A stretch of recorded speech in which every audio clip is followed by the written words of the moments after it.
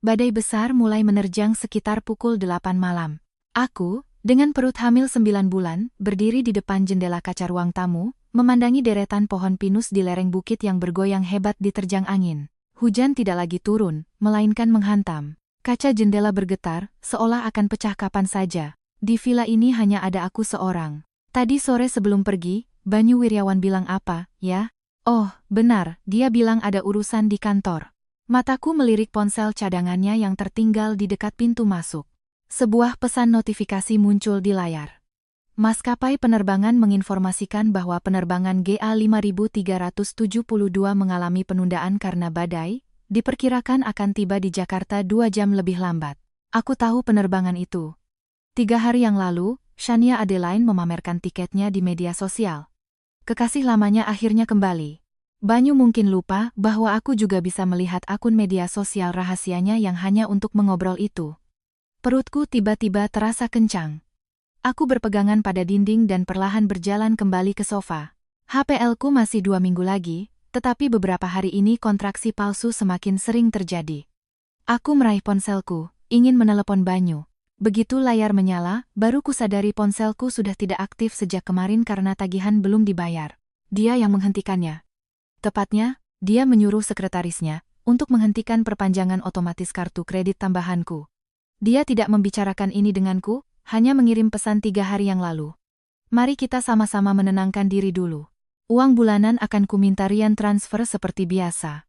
Kata-katanya jika diterjemahkan berarti, jangan cari aku, jangan ganggu aku, tunggu sampai amarahku reda.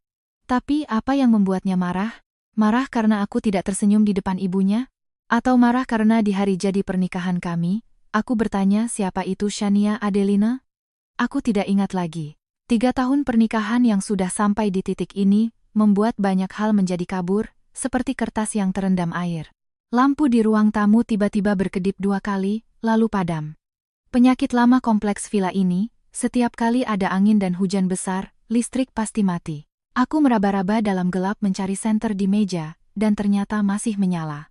Kemudian, aku mencari telepon rumah. Begitu gagang telepon diangkat, tidak ada suara. Setelah listrik padam, telepon rumah seharusnya menggunakan baterai cadangan, tetapi sudah lama tidak ada yang menggantinya. Aku duduk dalam kegelapan, cahaya senter menyorot segelas air dingin di atas meja. Di luar, angin menderu seperti jeritan seseorang. Ponsel mati, telepon rumah rusak. Aku benar-benar terjebak di sini. Perutku kembali menegang hebat. Kali ini berbeda, dimulai dari pinggang belakang, rasanya seperti ada yang memelintirku dengan keras. Aku membungkuk kesakitan, tanganku mencengkeram sandaran sofa erat-erat. Ketika rasa sakit itu mereda, aku merasakan aliran hangat mengalir di pangkal pahaku, membasahi gaun hamil katunku. Aku menunduk dan melihatnya. Darahku seolah membeku. Air ketubanku pecah. Tapi sekarang baru pukul 9.10 malam. Angin dan hujan besar membuat semua transportasi berhenti. Ponselku mati, dan Banyu tidak ada di sini. Untuk pertama kalinya, aku merasakan ketakutan yang sesungguhnya. Ketakutan ini lebih mengerikan daripada persalinan itu sendiri.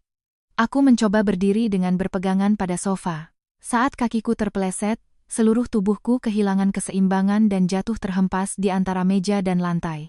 Bagian belakang kepalaku terbentur kaki meja. Telingaku berdengung. Dan pandanganku gelap selama 3 detik. Ketika sadar, kaki kiriku sakit luar biasa seolah tulangnya retak, sama sekali tidak bisa digerakkan. Aku mencoba menggapai telepon di meja, tapi tidak sampai.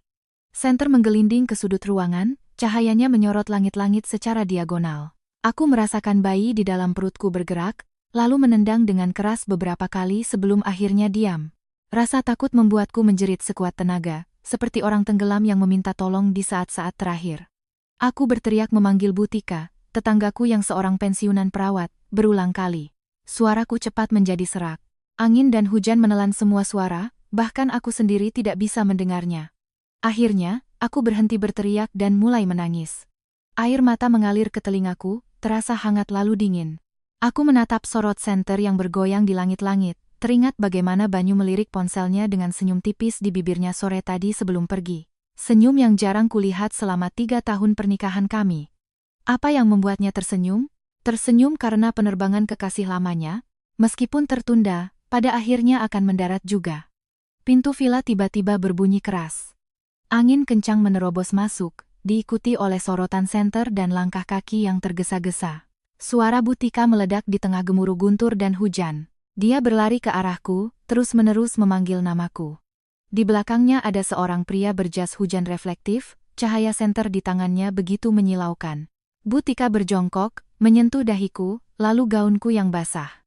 Wajahnya langsung pucat. Dia meneriakkan sesuatu kepada pria di belakangnya, aku tidak mendengarnya. Aku hanya ingat mencengkeram pergelangan tangan Butika erat-erat, kuku-kukuku menancap di kulitnya, memohon dengan terbata-bata, selamatkan anakku. Selamatkan anakku. Kisah selanjutnya kurangkai dari cerita Butika yang terputus-putus dan catatan rumah sakit. Di hari badai itu, ambulans dari Jakarta terhalang oleh pohon tumbang di kaki bukit dan terpaksa berhenti di tengah jalan. Dokter UGD, Dr. Adrian, bersama suami Butika, Pak Tony, membawa tandu darurat dan mendaki ke atas. Mereka menggunakan papan pintu untuk membawaku turun.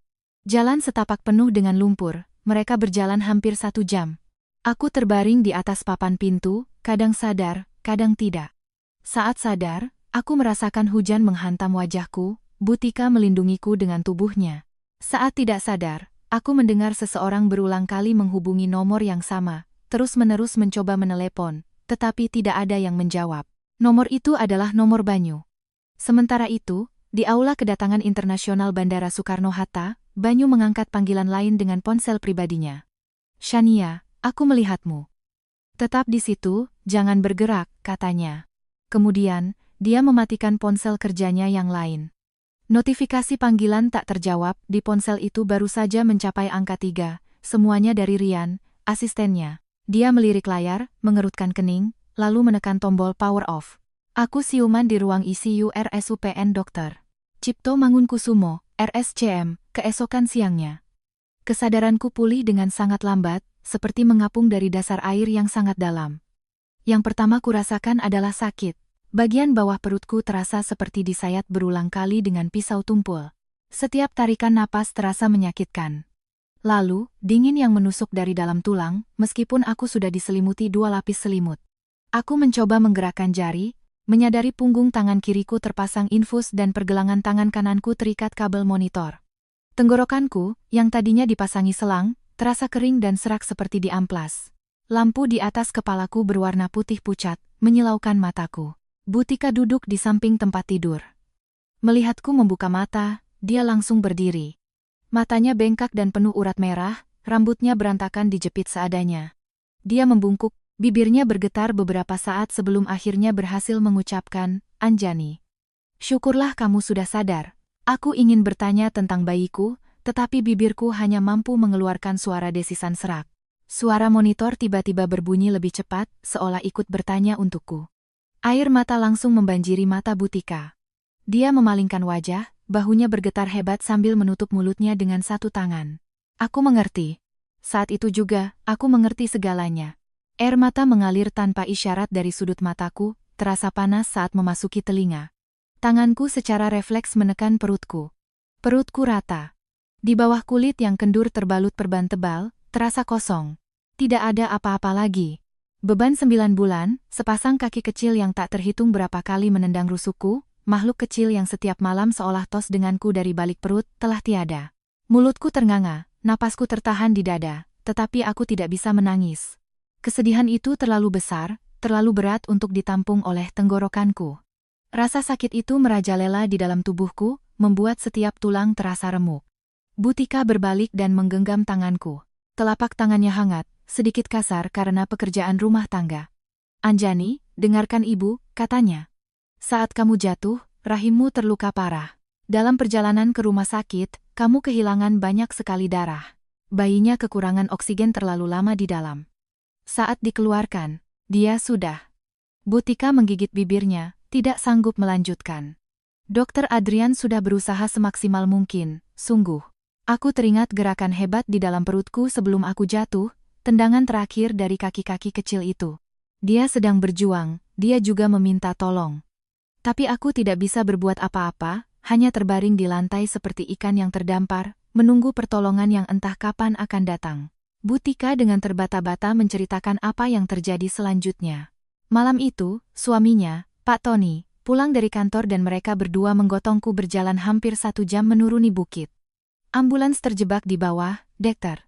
Adrian naik dengan tandu dan bertemu mereka di tengah jalan. Saat aku dinaikkan ke ambulans, tekanan darahku sudah sangat rendah hingga tidak terukur. Aku langsung dibawa ke ruang operasi. Operasi berlangsung dari dini hari hingga subuh. Aku menerima transfusi darah sebanyak 3.000 mili, setara dengan mengganti seluruh darah di tubuhku. Rahimku tidak bisa diselamatkan. Bayinya laki-laki, beratnya 3,1 kilogram, rambutnya hitam legam. Sayangnya, dia sudah tidak bernapas saat dilahirkan. Dokter Adrian kemudian memberitahu Bu Tika, jika saja aku dibawa 2 jam lebih awal, mungkin masih ada harapan untuk bayi itu. Hanya 2 jam. Aku memejamkan mata, merasa seolah-olah jatuh ke dalam jurang tak berdasar. 2 jam itu hilang di mana? Hilang di ponsel yang dimatikan Banyu. Hilang di jalan tol menuju bandara tempat dia menjemput kekasih lamanya. Hilang dalam anggapannya bahwa aku hanya sedang merajuk, hanya sedang bertingkah, hanya seorang istri yang perlu diberi pelajaran. Bu Tika ragu sejenak sebelum akhirnya berkata, Anjani. Semalam aku meneleponnya terus-menerus, tapi ponselnya selalu mati. Pagi ini akhirnya tersambung, tapi yang menjawab bukan dia, melainkan seorang wanita. Aku bertanya di mana Banyu Wiryawan. Suara Bu Tika menjadi kaku, seolah sedang menghafal sebuah kalimat. Wanita itu bilang, Pak Banyu masih istirahat. Ada perlu apa, biar saya sampaikan. Kekasih lamanya. Wanita itu adalah kekasih lamanya. Suamiku pergi menjemputnya, dia menginap di hotel yang sudah kami pesan, dan pagi harinya dia yang menjawab panggilan dari ponsel pribadi suamiku. Dan saat itu, aku baru saja keluar dari meja operasi. Rahimku yang telah diangkat masih tergeletak di nampan bedah. Tubuh mungil anakku telah dibawa keluar oleh perawat. Sungguh konyol. Konyol sampai-sampai aku ingin tertawa, tetapi tidak bisa. Setiap kali mencoba, perutku terasa sakit seolah lukanya robek kembali. Sore harinya, Rian datang. Dia membuka pintu kamar dan berdiri terpaku sejenak, lalu berjalan cepat ke samping tempat tidur dan meletakkan termos di meja. Dia tidak menangis, tapi matanya sangat merah, bibirnya terkatup rapat, dan rahangnya mengeras. Seluruh tubuhnya tegang seperti busur yang ditarik maksimal. Mbak Anjani, maafkan saya, katanya dengan suara pelan. Saya tidak bekus. Saya menelepon 3 kali tapi dihalangi oleh sekretarisnya. Katanya, Pak Banyu sudah berpesan untuk tidak menerima telepon urusan pekerjaan malam ini. Aku memejamkan mata. Tidak menerima telepon urusan pekerjaan. Dia mengkategorikan panggilan darurat dari Rian sebagai urusan pekerjaan. Sama seperti panggilan untuk menandatangani kontrak atau laporan proyek. Di matanya, panggilan asisten karena istri bosnya dalam bahaya adalah urusan pekerjaan. Istrinya yang akan melahirkan adalah bagian dari pekerjaan, sebuah masalah yang harus ditangani, yang tidak boleh mengganggu reuni indahnya dengan sang kekasih.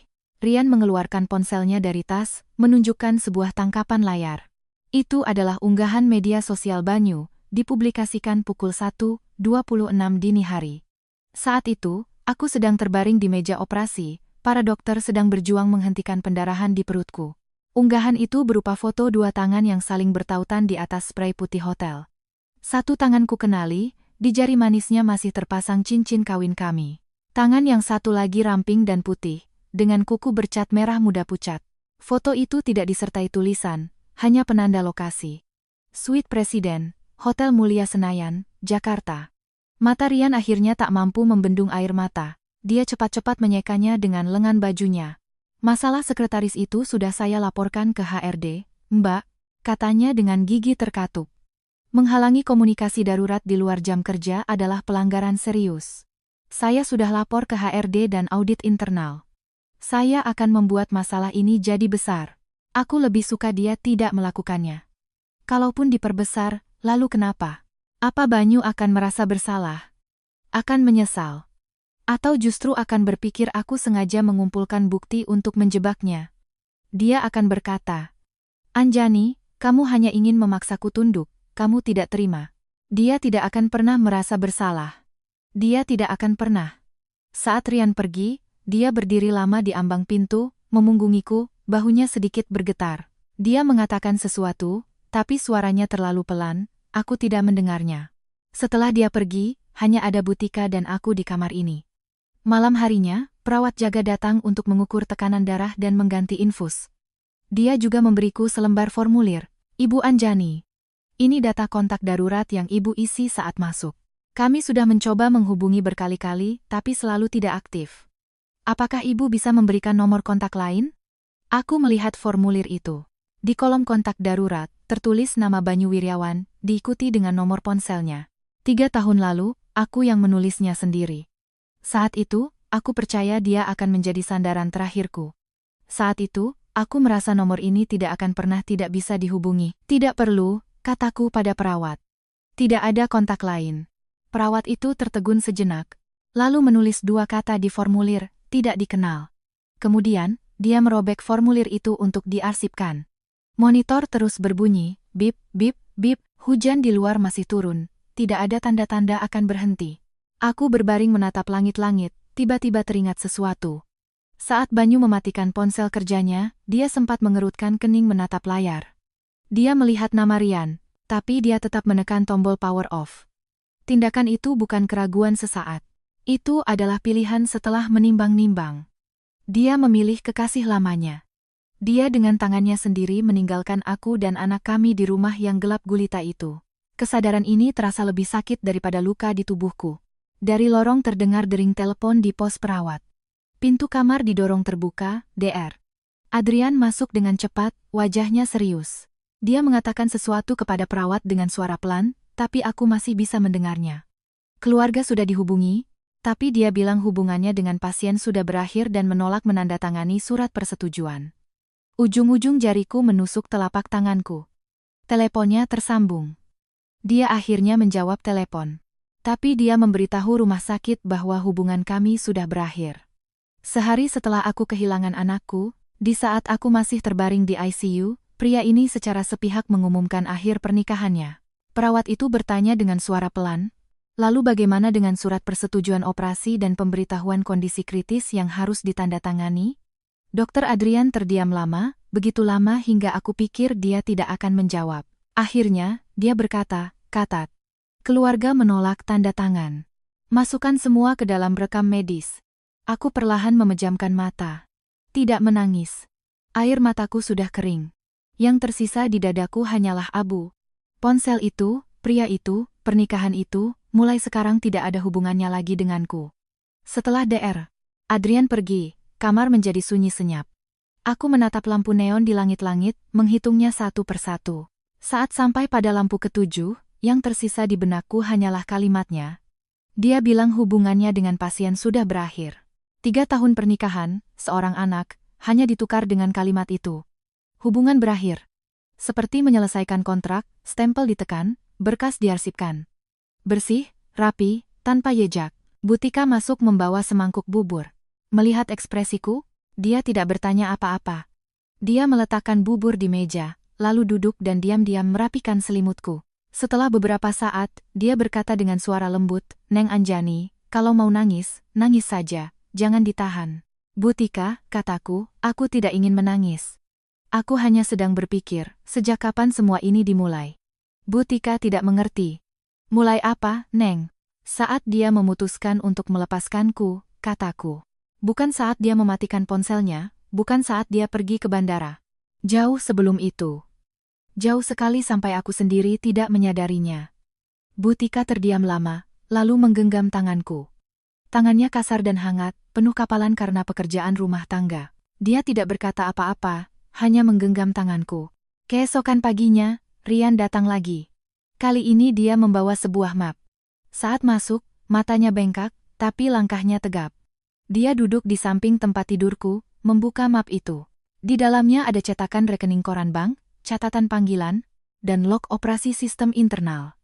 "Mbak Anjani, semalam saya minta tolong teman di Departemen IT untuk menarik data dari back-end." Rian membalik ke salah satu halaman, menunjuk catatan bank. "Layanan perpanjangan otomatis untuk kartu kredit tambahan Mbak dihentikan secara manual 3 hari sebelum badai datang. Akun yang melakukan operasi adalah akun WhatsApp bisnis perusahaan milik Pak Banyu. 3 hari sebelum badai. Saat itu Shania bahkan belum mendarat, informasi penerbangannya belum diumumkan, Banyu belum pergi ke bandara." Aku menatap deretan angka itu, tiba-tiba teringat kejadian 3 hari itu. Suatu malam Banyu berada di ruang kerja sangat lama. Aku pikir dia sedang lembur, bahkan membuatkannya secangkir susu hangat. Saat menerima cangkir itu, ekspresinya biasa saja, bahkan sempat mengucapkan terima kasih. Saat itu, dia sudah melakukan ini. Memutus komunikasiku, bersiap jika aku akan membuat keributan. Dia tidak menunggu Shania kembali, bahkan tidak menunggu badai datang. 3 hari sebelumnya, dia sudah membuat keputusan. Rian membalik ke halaman lain. Itu adalah tangkapan layar daftar panggilan dari perusahaan telekomunikasi. Terlihat ada 4 panggilan keluar dari nomor yang sama nomor telepon rumah kami pada malam kejadian. Panggilan pertama pukul 19.47 ditolak. Panggilan kedua pukul 19.52 tidak tersambung. Panggilan ketiga pukul 20.11 tidak tersambung. Panggilan keempat pukul 03.04 dini hari, durasi panggilan 41 detik. Aku menatap catatan pukul 03.04 itu, seluruh tubuhku kaku. Suara Rian tiba-tiba menjadi sangat pelan, seperti debu yang tertiup angin. Mbak, yang ini tersambung, selama 41 detik. Diterima oleh ponsel pribadi Pak Banyu. Aku membuka mulut, tapi tidak ada suara yang keluar. Dia dengan cepat menyeka matanya dengan lengan baju.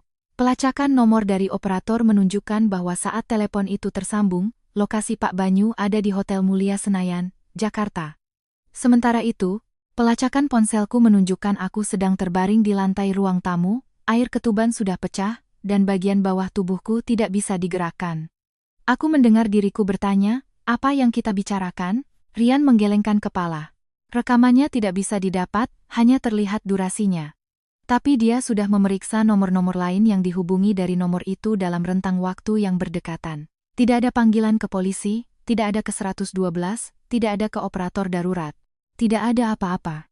Dia menjawab telepon. Pukul 03.04 dini hari. Dia tahu aku mencarinya. Lalu, dia tidak melakukan apa-apa. Perlahan aku memejamkan mata. 41 detik itu terasa seperti besi panas yang dicap di hatiku, lebih membakar dari luka fisikku. Aku tidak ingat apa yang kukatakan di telepon itu. Mungkin meminta tolong, mungkin memanggil namanya, mungkin hanya erangan tak sadar. Saat Butika menemukanku, aku sudah pingsan karena kehilangan banyak darah. Kalaupun aku bisa berbicara, mungkin hanya beberapa kata yang terputus-putus.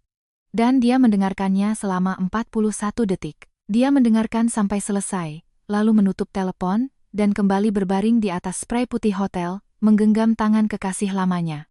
Rian menutup map itu. Mbak Anjani. Suaranya sangat pelan, semua ini sudah saya simpan. Pihak HRD sudah memulai investigasi terhadap sekretaris itu. Audit internal juga sedang memeriksa catatan operasi akun. Pak Banyu belum tahu semua ini. Dia berhenti sejenak, seperti ragu. Beberapa hari ini dia terus menemani Bu Shania. Urusan kantor diserahkan ke wakil direktur. Saat dia kembali bekerja nanti, semua ini akan ada di atas mejanya. Dia bangkit, meletakkan amplop coklat di meja. Ini bonus kuartalan saya. Mbak pakai dulu. Jangan menolak. Mbak, ini bukan kasihan, ini hati nurani. Setelah mengatakan itu, dia pergi dengan cepat, seolah takut akan berubah pikiran. Pintu tertutup di belakangnya. Suara langkah kakinya menjauh di koridor. Butika menghela napas, mengambil mangkuk bubur yang sudah dingin untuk dihangatkan. Di kamar itu, lagi-lagi hanya ada aku dan amplop coklat itu. Hujan di luar akhirnya mereda. Cahaya langit kelabu menembus jendela, menyinari kartu rekam medis di ujung tempat tidur. Di sana tertulis jelas. Anjani Putri, perempuan, 28 tahun, hamil 34 minggu, solusio plasenta, gawat janin intrauterin, lahir mati, histerektomi. Aku meraih kartu rekam medis itu, membaliknya ke sisi yang kosong. Lalu dari laci, aku mengambil pulpen. Ujungnya menekan kertas, tanganku sedikit gemetar, tapi saat mulai menulis, tanganku justru menjadi stabil. Di balik kartu rekam medis itu, aku menulis surat kuasa. Pemberi kuasa. Anjani Putri. Penerima kuasa. Rian. Perihal kuasa. Melaporkan ke pihak kepolisian, mengajukan permohonan untuk mendapatkan rekaman panggilan, rekening koran bank, rekam medis, dan menuntut pertanggungjawaban hukum Banyu Wiryawan atas tindakan penelantaran yang menyebabkan kematian. Saat aku selesai menulis kata terakhir, seorang perawat masuk. Dia tertegun melihatku menulis, lalu berjalan cepat untuk melihat apa yang kutulis di balik kartu rekam medis. Ekspresinya berubah beberapa kali, Akhirnya dia hanya bertanya dengan lembut, "Mbak Anjani, perlu saya panggilkan seseorang?" "Tolong panggilkan Butika," kataku. Perawat itu berbalik dan berlari keluar. Terdengar langkah kaki tergesa-gesa di koridor. Beberapa menit kemudian, Butika masuk, di belakangnya ada seorang pria yang belum pernah kulihat. Kurus, berkacamata, sekitar usia 25 atau 26 tahun. Begitu masuk, tatapannya langsung tertuju padaku, lalu pada kartu rekam medis di tanganku. Matanya langsung memerah. Dia berjalan cepat ke samping tempat tidur, berjongkok, dan memanggilku, "Mbak." Aku terdiam selama 3 detik sebelum akhirnya mengenalinya. Bima.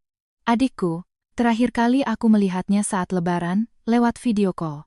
Dia bilang laboratoriumnya sibuk, mungkin tidak bisa pulang saat liburan musim panas.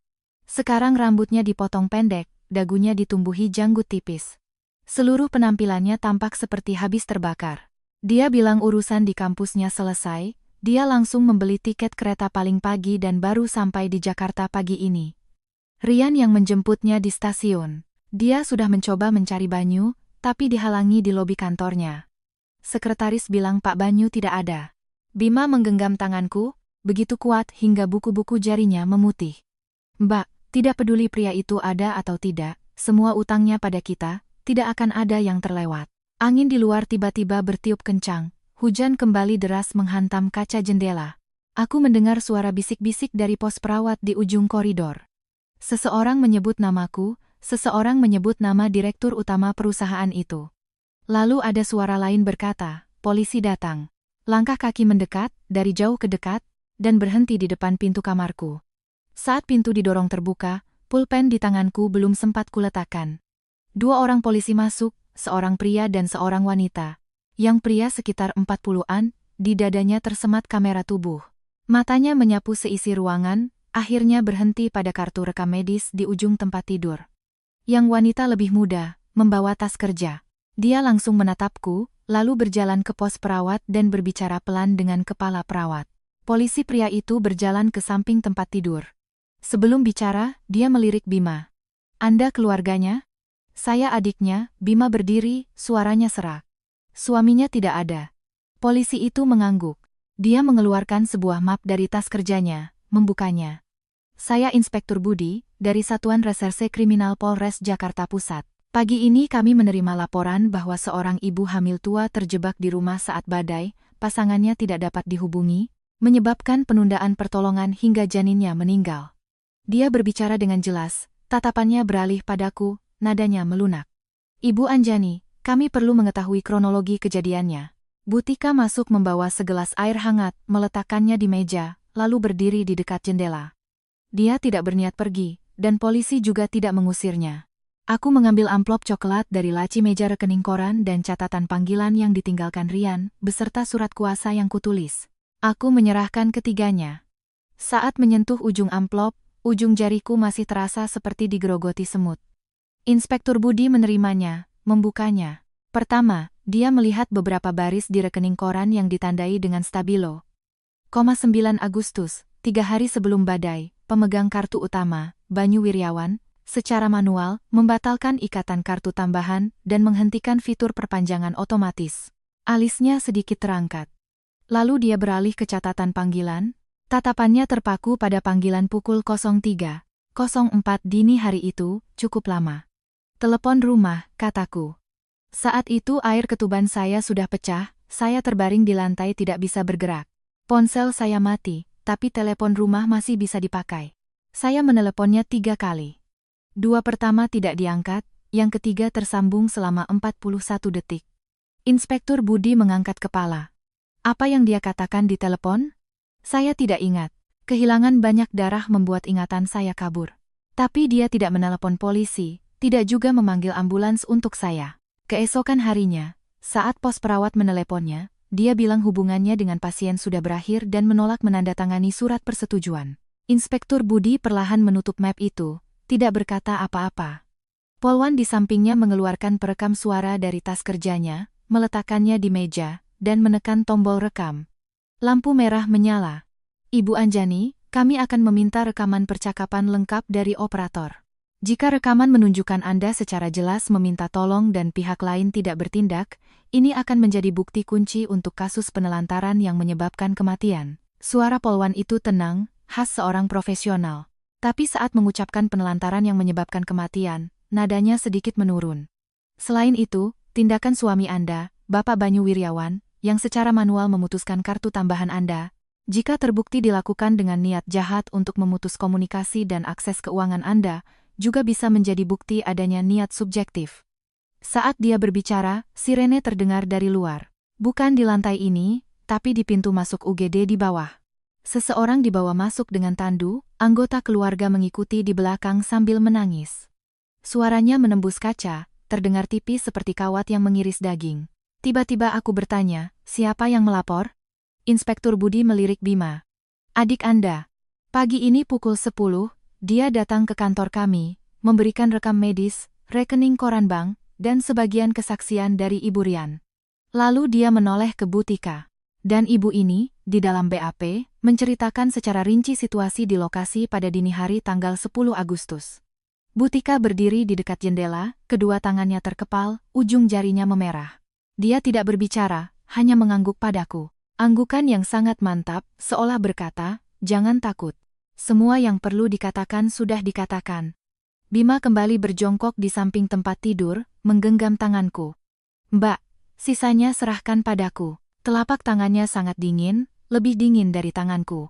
Buku-buku jarinya terasa keras di telapak tanganku. Di usianya, aku juga sedang sibuk lembur mengerjakan proposal. Dulu rasanya lelah, sekarang baru kusadari itu adalah masa paling ringan dalam hidup. Kepala perawat masuk, tertegun melihat dua polisi berdiri. Dia membawa kantong infus baru, berjalan ke samping tempat tidur, mengganti infus. Saat mengatur kecepatan tetesan, dia berbisik, perlu saya panggilkan satpam? Tidak perlu, kataku. Dia melirikku sekilas, tidak berkata apa-apa lagi, lalu pergi setelah selesai. Polwan itu mengeluarkan selembar dokumen lagi dari tas kerjanya, menyodorkannya padaku. Ini surat permohonan visum et repertum.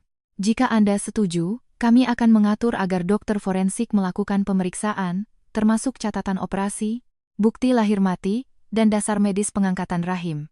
Laporan ini akan menjadi bukti kunci dalam tuntutan pidana. Aku menatap dokumen itu. Kertas putih dengan tulisan hitam, formatnya rapi. Setiap kolom sudah disiapkan untuk diisi nama, waktu, dan tanda tangan. Aku mengambil pulpen dan menulis Anjani Putri di kolom pemohon. Ujung pulpen menggores kertas, mengeluarkan suara gesekan yang sangat halus. Setelah selesai, Inspektur Budi mengambil kembali dokumen itu. Dia mengeluarkan selembar foto dari sakunya dan menunjukkannya padaku. Foto itu menampilkan Banyu, mengenakan setelan jas, berdiri menyamping dengan latar belakang lobi Hotel Mulia Senayan, Jakarta. Di sudut kanan bawah foto, tercetak waktu, 16 Agustus, pukul 10 pagi, hari ini. Di sampingnya berdiri Shania Adeline, mengenakan gaun berwarna sampanye, sedang berbicara dengan resepsionis. Jarak di antara mereka kurang dari 20 cm. Aku menatap foto itu selama 3 detik. Bukan karena sakit hati, hatiku sudah mati rasa. Yang kurasakan adalah dingin yang aneh, merayap naik dari perut, menembus diafragma, dan akhirnya tersangkut di tenggorokan. Banyu, kalaupun kau tidak menganggapku istri, setidaknya kau harus ingat bahwa anak di dalam kandunganku adalah anakmu. Kau punya waktu berdiri di lobi hotel mewah, menemani wanita lain memesan kamar, tapi tidak punya waktu untuk menjawab telepon dari pos perawat. Inspektur Budi mengambil kembali foto itu. Kami akan memanggilnya untuk dimintai keterangan sesuai prosedur hukum. Saat dia selesai berbicara, terdengar suara sepatu hak tinggi yang tergesa-gesa di koridor, semakin dekat dan berhenti di depan pintu kamarku. Pintu didorong terbuka. Di ambang pintu berdiri Shania Adeline. Dia mengenakan kemeja sutra berwarna krem, di tangannya tergenggam kunci mobil Banyu. Tak jauh di belakangnya, di dekat lift, seorang satpam berusaha menghentikannya. Ibu, mohon tunggu sebentar. Tapi jelas satpam itu gagal. Pandangan Shania menyapu seisi ruangan Bima, Bu Tika, dua polisi berseragam, dan akhirnya berhenti padaku. Dia memakai riasan tipis, alisnya tergambar rapi. Namun di bawah cahaya lampu neon, kontur wajahnya yang tersembunyi di balik bedak tampak sangat kaku. Anjani, katanya, suaranya tidak tinggi tapi sangat mantap. Banyu memintaku untuk menengokmu.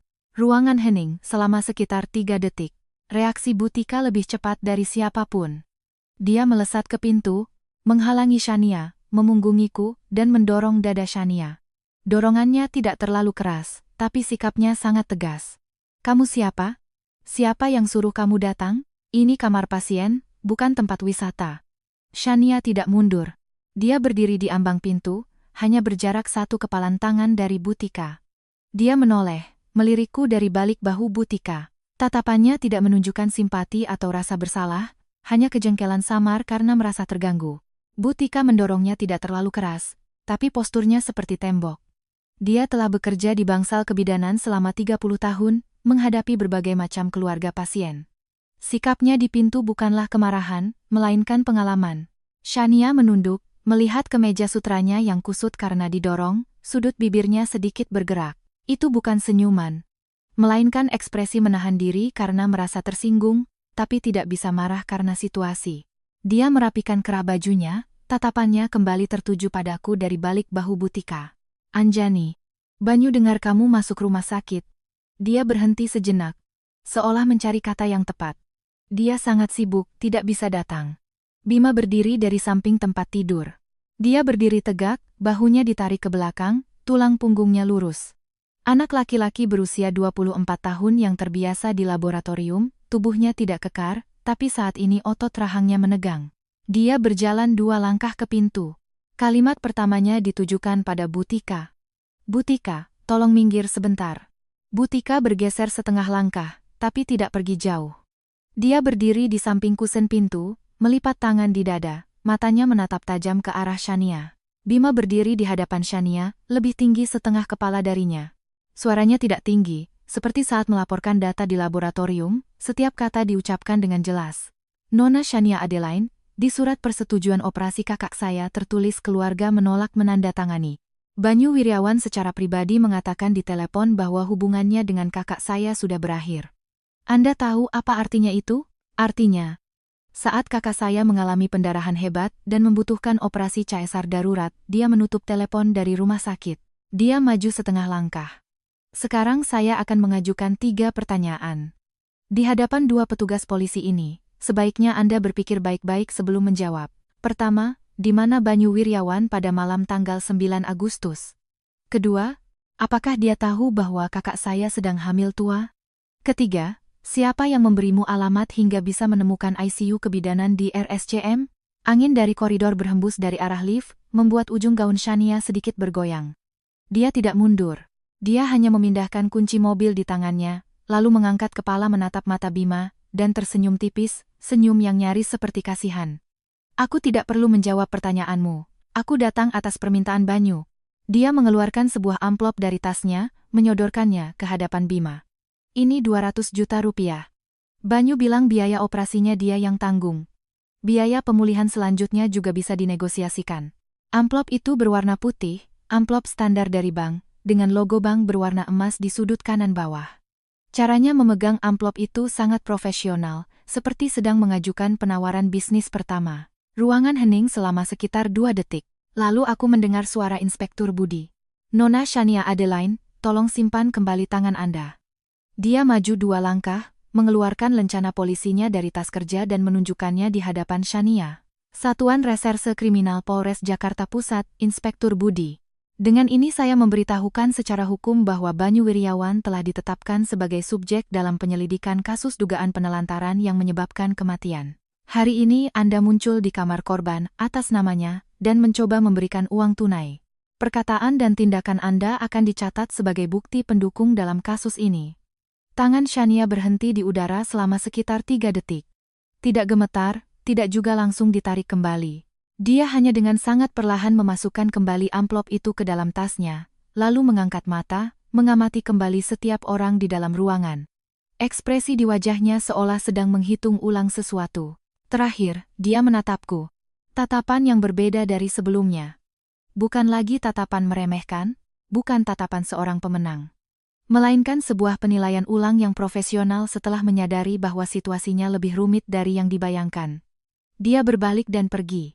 Suara sepatu hak tingginya kembali terdengar di koridor, tapi ritmenya lebih cepat dari saat datang.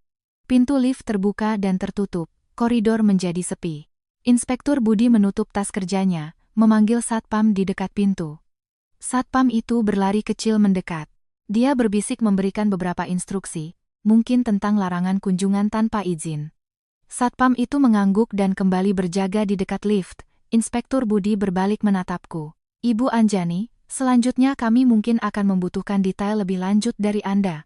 Termasuk kapan nomor ponsel Anda mulai tidak aktif, kapan kartu kredit tambahan Anda dihentikan, dan catatan komunikasi Anda dengan Banyu Wiryawan selama 3 bulan terakhir. Aku mengangguk, dia menambahkan satu kalimat lagi, nadanya lebih ringan dari sebelumnya, tapi isinya sangat berat. Ada satu informasi lagi yang perlu saya sampaikan sebelumnya. Ibu Rian, saat membantu mengambil data internal perusahaan, menemukan bahwa Banyu Wiryawan pada tanggal 6 Agustus, yaitu 3 hari sebelum badai, melalui akun WhatsApp bisnis perusahaan secara manual menghentikan fitur perpanjangan otomatis kartu tambahan Anda. Operasi ini memiliki catatan log sistem yang lengkap, dan alamat IP operasinya sesuai dengan komputer pribadinya. Artinya, ini bukan karena kegagalan pemotongan biaya otomatis, tapi dia yang sengaja mematikannya. Tangan Bima yang menggenggam tanganku tiba-tiba mengencang. Kali ini bukan karena terkejut, tapi karena marah. Aku melihat jakunnya bergerak naik turun. Mbak, dia memblokir kartumu, lalu memutus komunikasimu, lalu pergi ke bandara saat badai. Dia pikir kamu hanya sedang merajuk di rumah. Dia menunggumu untuk minta maaf. Aku memalingkan wajah ke jendela. Tirainya tidak tertutup rapat. Cahaya sore sekitar pukul 4 atau 5 menyinari dinding gedung seberang. Gedung berwarna abu-abu biru itu terpantul cahaya matahari terbenam yang kemerahan, seperti foto pernikahan yang telah pudar. Terdengar langkah kaki tergesa-gesa dari pintu. Bukan sepatu hak tinggi, tapi sepatu datar yang menapak di lantai koridor, suaranya teredam, cepat seperti detak jantung. Pintu didorong terbuka. Rian berdiri di ambang pintu, rambutnya berantakan karena berlari, dahinya penuh keringat. Satu tangannya berpegangan pada kusen pintu, tangan yang lain mengangkat sebuah tablet. Layarnya menyala, menampilkan sebuah email. Mbak Anjani, suaranya terengah-engah, tapi setiap katanya bergetar. Departemen Hukum Wiryawan Land Property baru saja mengirim somasi ke rumah sakit. Mereka bilang Pak Banyu Wiryawan dan Ibu Anjani Putri pada tanggal 9 Agustus pukul 10 malam telah mencapai kesepakatan cerai secara damai melalui telepon. Mereka menuntut rumah sakit untuk mengubah 4 kata keluarga menolak menandatangani di rekam medis menjadi pasien menanggung tanggung jawab sendiri. Mereka bilang Banyu Wiryawan, bukan lagi keluarga, tidak punya kewajiban menandatangani. Butika merebut tablet dari tangannya, menunduk melihatnya. Wajahnya langsung memerah. Kurang ajar. Kesepakatan damai apa? Dia air ketubannya pecah, terbaring di lantai memanggilnya minta tolong, dia malah menutup telepon, dan bilang hubungan sudah berakhir. Itu namanya kesepakatan damai? Inspektur Budi mendekat, mengambil tablet dari tangan Butika, dan membaca seluruh isi email. Ekspresinya tidak banyak berubah, tapi saat sampai di bagian akhir, ibu jarinya berhenti sejenak di layar. Dia mengangkat kepala menatap Rian. Kapan email ini dikirim? 5 menit yang lalu, jawab Rian terengah-engah. Teman saya di bagian IT yang mencegatnya.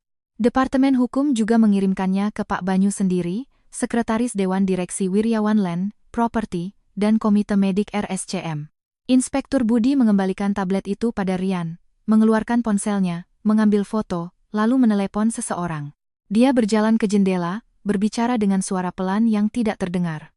Setelah menutup telepon, dia berbalik, wajahnya sangat serius. Ibu Anjani, tadi tim forensik mengirimkan laporan awal. Saat Anda menjalani operasi caesar, pembukaan serviks Anda sudah mencapai 8 cm. Air ketuban sudah kering selama hampir 2 jam. Jika bukan karena Butika melakukan pertolongan pertama di lokasi, Anda tidak akan bertahan sampai ambulans datang. Sekarang, Departemen Hukum mereka menuntut perubahan rekam medis. Ini bukan lagi sengketa perdata biasa. Ini menyangkut pemalsuan bukti. Dia berhenti sejenak, menatapku. Kami memutuskan untuk mempercepat pemanggilan Banyu Wiryawan.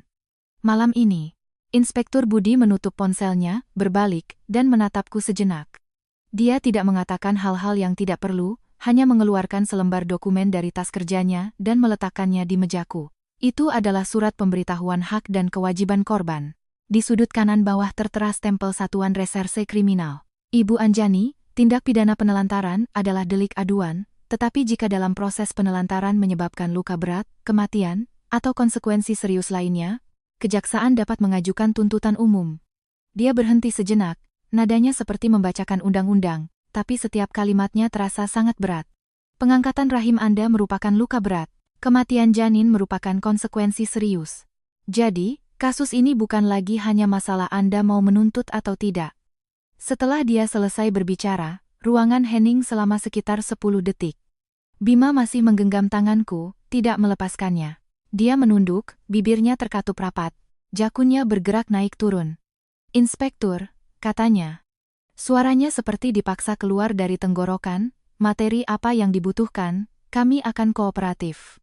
Inspektur Budi mengangguk, pandangannya beralih ke pintu. Rian masih berdiri di sana, memeluk tabletnya, matanya merah, tapi seluruh tubuhnya berdiri tegak. Dia mengambil napas dalam-dalam, berjalan ke depan tempat tidur, dan menyerahkan tablet itu kepada Inspektur Budi. "Inspektur, ada satu hal lagi." Jari Rian menggeser layar, membuka sebuah folder berisi tangkapan layar.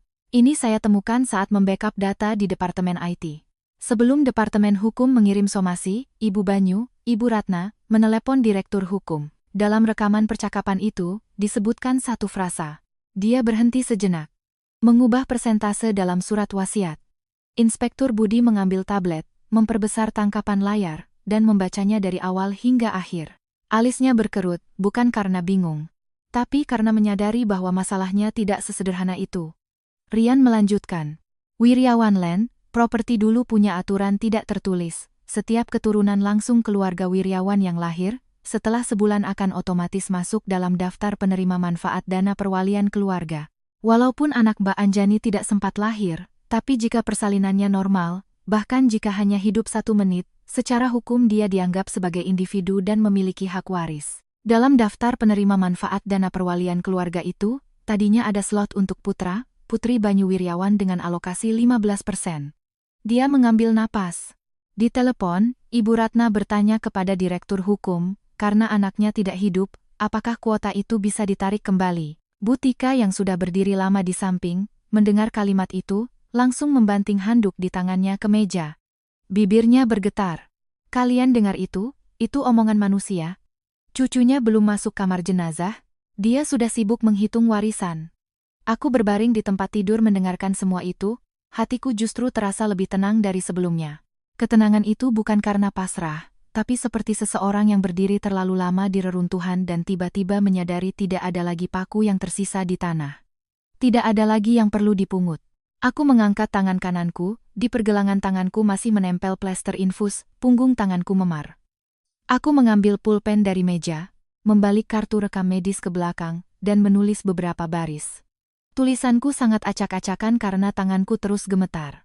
Saya, Anjani Putri, dengan ini memberikan kuasa kepada Rian untuk secara hukum meminta rekening koran bank, catatan panggilan, rekam medis, dan semua bukti terkait atas nama saya. Tuntutan dalam kasus ini tidak akan berhenti sampai mati. Aku menandatanganinya, membubuhkan cap jempol, lalu menyerahkan kartu rekam medis itu kepada Rian. Saat menerimanya, tangannya juga gemetar, tapi dia tidak menangis. Dia hanya melipat kartu itu dengan rapi, memasukkannya ke dalam lapisan kartu identitas kerjanya, dan menepuknya 2 kali. "Mbak Anjani, besok pagi saya langsung ke notaris." Inspektur Budi melirik jam. "Malam ini pukul 7, kami akan memanggil Banyu Wiryawan ke Satreskrim untuk BAP pertama." Dia berkata, "Kalian bersiaplah. Isi BAP mungkin akan disinkronkan ke pihak kejaksaan." Setelah itu, dia berjalan keluar. Saat sampai di pintu, dia menoleh dan menatapku sejenak. Ada kalimat yang tidak terucapkan dalam tatapannya, tapi aku mengerti. "Bertahanlah, pertarungan yang lebih berat masih menanti." Pintu tertutup. Suara langkah kaki di koridor perlahan menjauh. Bima berdiri, membuka sedikit tirai jendela. Matahari terbenam hampir sepenuhnya, di luar mulai berangin. Dinding kaca gedung seberang memantulkan cahaya merah gelap, seperti cermin yang pecah berkeping-keping. Dia berbalik menatapku, ekspresinya sangat serius. "Tadi sore aku mencarinya. Tanganku di bawah selimut terkepal erat. Lalu, tidak bertemu." Resepsionis di gedung Wiryawan menahanku, bilang Pak Banyu sedang rapat. Bima memasukkan satu tangan ke saku, tangan yang lain menggenggam ponselnya hingga memutih. Aku menunggu di bawah selama 3 jam. Yang keluar akhirnya Shania Adeline. Dia naik mobil Banyu. Butika di samping mendengus sinis. Rapat. Katanya. Rapat apa? Rapat duka cita saja dia tidak pantas. Rian yang sedang menatap layar ponselnya tiba-tiba menekan tombol power. Layar menyala, dan wajahnya dalam sekejap berubah. Bukan pucat perlahan, tapi darah seolah surut dari wajahnya. Mbak Anjani. Katanya, saya baru saja menerima pesan internal. Departemen Humas Wiryawan akan merilis siaran pers malam ini pukul 8. Tangannya menggenggam ponsel, cahaya layar menyinari dagunya, membuat bayangan di wajahnya menjadi panjang. Judul siaran persnya adalah, Bapak Banyu Wiryawan dan mantan istri, Anjani Putri, berpisah secara baik-baik, keluarga menyatakan duka cita mendalam atas insiden persalinan di tengah badai. Dia mengangkat kepala, bibirnya bergetar. Mereka menggunakan kata mantan istri. Mereka menggunakan kata insiden. Mereka bilang duka cita mendalam. Butika sontak berdiri, kaki kursinya menggores lantai, menimbulkan suara melengking. Dia masih manusia. Siaran pers sudah disiapkan, orangnya masih terbaring di ICU. Mereka sudah siapkan siaran persnya. Bima tidak berteriak. Dia hanya mengeluarkan ponselnya dari saku, membuka fitur rekam suara, dan mengucapkan satu kalimat ke mikrofon. Suaranya sangat pelan, seolah takut membangunkan seseorang. Departemen Humas Wiryawan, malam ini pukul 8. Bapak Banyu Wiryawan dan mantan istri, Anjani Putri, berpisah secara baik-baik. Insiden persalinan di tengah badai, keluarga menyatakan duka cita mendalam. Kalian ingat siaran pers ini? Rahim kakak saya hilang. Keponakan saya tiada. Dia merilis pernyataan keluarga, dengan kata-kata duka cita mendalam. Dia memasukkan kembali ponselnya ke saku, berjalan ke jendela, satu tangannya menopang kusen, bahunya sedikit bergetar. Aku memejamkan mata. Sejujurnya, saat mendengar kata mantan istri, aku pikir aku akan menangis. Tapi tidak. Mataku kering, sekering balkon yang diterpa badai malam itu, bahkan setetes air pun tidak bisa keluar. Aku teringat hari pernikahan kami. Banyu berdiri di depan KUA, di luar gerimis. Dia memegang payung, sedikit mencondongkannya ke arahku, berkata, sekarang kita sudah jadi keluarga. Aku teringat dia memasukkan kartu kredit tambahan ke dompetku, berkata, yang ini tidak usah hemat, mau beli apa saja, beli saja. Cahaya hari itu sangat bagus, dia mengenakan kemeja abu-abu muda, kancing di lengan bajunya tidak terpasang, memperlihatkan sedikit pergelangan tangannya. Dan aku teringat 41 detik saat telepon tersambung di malam badai itu. Suaranya sangat dingin, seperti sedang menerima telepon dari telemarketer. Aku sedang tidak ada waktu. Kalau kamu hanya merajuk, tidak ada yang perlu kita bicarakan. Detik ke 41. Dia menutup telepon. Aku membuka mata, menatap langit-langit. Putih, berkotak-kotak, seperti kertas berpetak yang belum selesai diisi. Tiba-tiba Rian berbicara lagi, dari ketegangan suaranya. Berita ini lebih mengerikan dari yang sebelumnya. Ada satu berita lagi. Dia menggigit bibirnya hingga pucat. Dari rumah keluarga Wiryawan, Ibu Ratna telah menghubungi rumah duka. Semua orang di ruangan itu membeku. Rian mengucapkan kata demi kata, dia meminta jenazah anak Mbak Anjani dipindahkan dari kamar mayat rumah sakit ke rumah duka yang dihubungi oleh keluarga Wiryawan sendiri. Dia mengambil napas dalam-dalam. Alasannya, itu adalah darah daging keluarga Wiryawan, bagaimana cara menanganinya terserah keluarga Wiryawan. Butika menyambar botol minum di meja dan membantingnya ke lantai.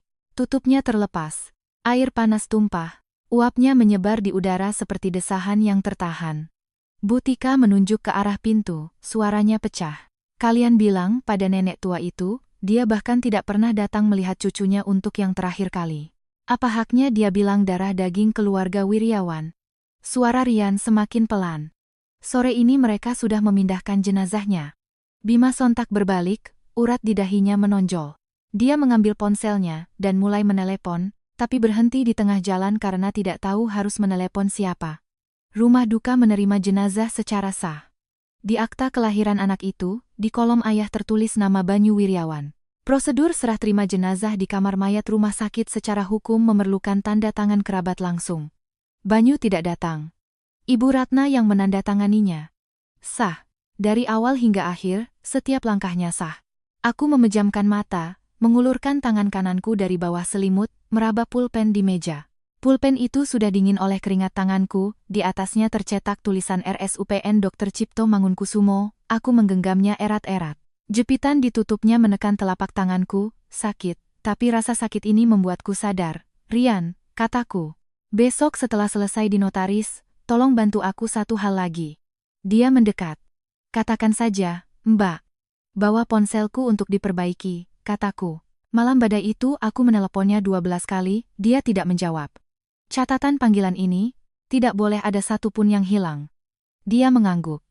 Dan juga, aku berhenti sejenak, panggilan darurat dari telepon rumah, yang 41 detik itu. Minta catatan asli dari operator, rekaman suaranya, semuanya.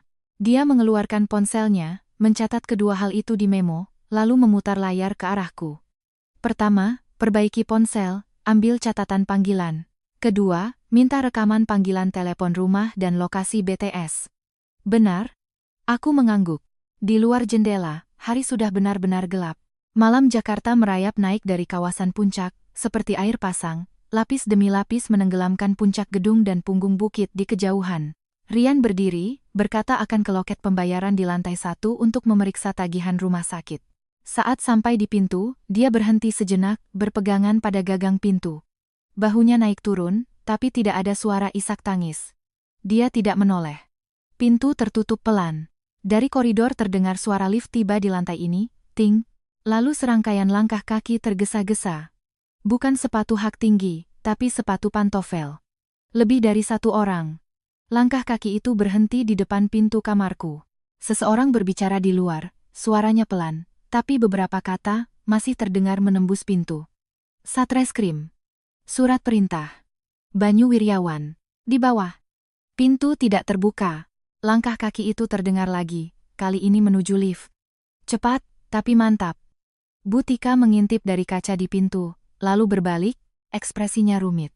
Itu Inspektur Budi, katanya. Dia membawa 2 orang, membawa Banyu Wiryawan keluar dari lift. Dia tidak diborgol, tapi diapit di tengah. Sepertinya baru dijemput dari kantor. Bu Tika bergeser, memberikan ruang di depan kaca pintu. Bima berjalan ke sana, berdiri di depan jendela, memunggungiku, tubuhnya kaku. Aku hanya berbaring di tempat tidur, dari balik tirai yang tidak tertutup rapat, dari seberang koridor, dari balik reruntuhan yang menumpuk sepanjang hari ini, mendengar suara pintu lift tertutup. Malam ini pukul 7. Satreskrim, bab pertama. Aku memejamkan mata, pulpen di telapak tanganku masih tergenggam erat. Suara pintu lift yang tertutup dari ujung koridor terdengar berat, seperti ada sesuatu yang ditelan utuh. Bu Tika masih berdiri di pintu, tangannya di gagang pintu hingga memutih. Dia terus menatap keluar jendela sampai lampu sensor gerak di lorong padam, baru kemudian berbalik. Dia bertanya, suaranya pelan seolah takut membangunkan seseorang. Orang seperti itu, dulu bagaimana kamu bisa jatuh cinta padanya? Aku tidak menjawab. Cahaya lampu mobil menyapu dari luar, dari arah kawasan puncak. Seberkas cahaya melintasi langit-langit kamar, lalu padam. Itu mobil dari Satreskrim. Arahnya ke timur kota. Malam ini pukul 7, bab pertama. Banyu Wiryawan akan duduk di kursi besi di ruang interogasi, di hadapannya sebuah meja, di seberangnya 2 orang polisi, di atas kepalanya sebuah lampu neon. Untuk pertama kalinya dia akan tahu, panggilan telepon 41 detik dari istrinya di malam badai itu bukanlah sebuah rajukan.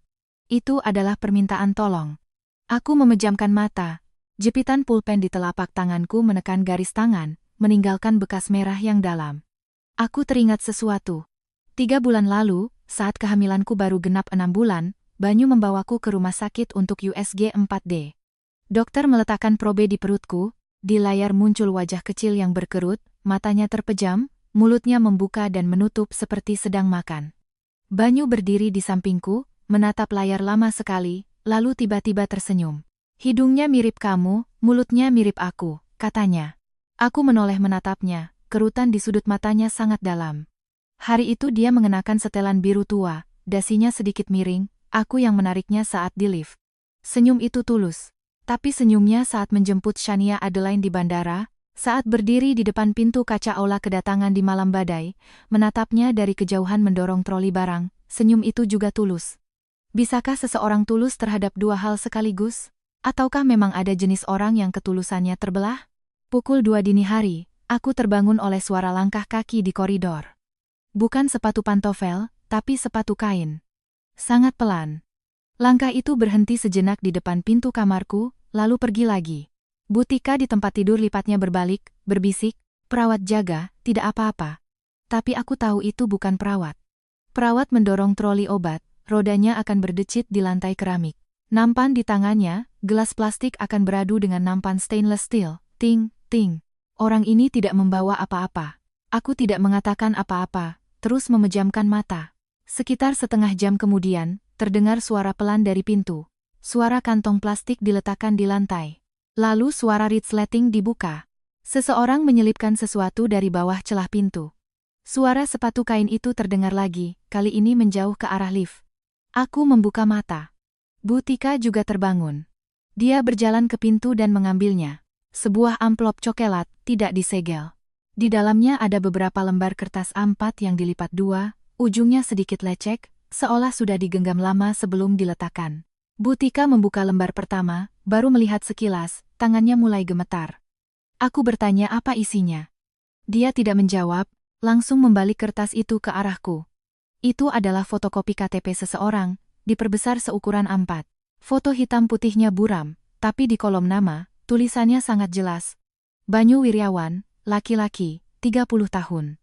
Di bawahnya ada 3 lembar kertas lagi dengan format yang sama. Ratna, perempuan, 58 tahun, Surya Wiryawan, laki-laki, 61 tahun, Shania Adeline, perempuan, 29 tahun. Keempat fotokopi KTP itu memiliki satu kesamaan.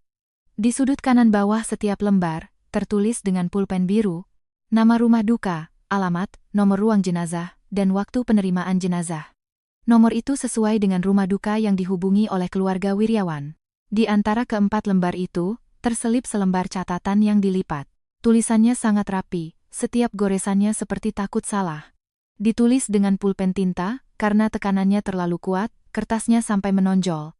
Di catatan itu tertulis, "Saya Mbok Darmi. Saya sudah bekerja 20 tahun di keluarga Wiryawan. Nyonya, maafkan saya. Dulu Nona Shania pergi bukan karena ibu tidak setuju, tapi karena perebutan kekuasaan di keluarga Wiryawan. Keluarga Shania menuntut penarikan investasi. Kali ini dia kembali karena Pak Banyu sudah berkuasa. Hari kedatangan Nona Shania, Ibu Ratna sudah tahu 3 bulan sebelumnya. Dia bahkan sudah mencari lokasi untuk pernikahan mereka. Semua ini sebenarnya bukan urusan saya. Tapi hari itu di koridor luar kamar mayat rumah sakit, saya mendengar Ibu Ratna berbicara di telepon. Dia bilang, anak dari perempuan seperti itu, apa pantas menyandang nama Wiryawan? Setelah selesai membaca, Butika meletakkan catatan itu dengan pelan di meja, lalu berbalik untuk mengambil air. Punggungnya menghadapku, bahunya bergetar hebat. Botol minum di bawah dispenser sudah penuh dan meluap baru dia sadar. Aku mengambil catatan itu, membacanya lagi kata demi kata, lalu meletakkannya. Aku meraih pulpen di meja. Pulpen itu sudah dingin, ujung jariku terasa sedikit kebas saat menyentuhnya. Aku mengambil buku catatan, membuka halaman baru, dan mulai menulis di bawah cahaya lampu, nama saya Anjani Putri. Umur 26 tahun saya menikah dengan Banyu Wiryawan. Umur 28 tahun, saya mati di ranjang bangsal kebidanan RSUPN Dr. Cipto Mangunkusumo. Saat ini saya hanya bisa menulis sambil berbaring. Tangan saya sedikit gemetar, tulisan saya jelek, tapi setiap kata adalah kebenaran.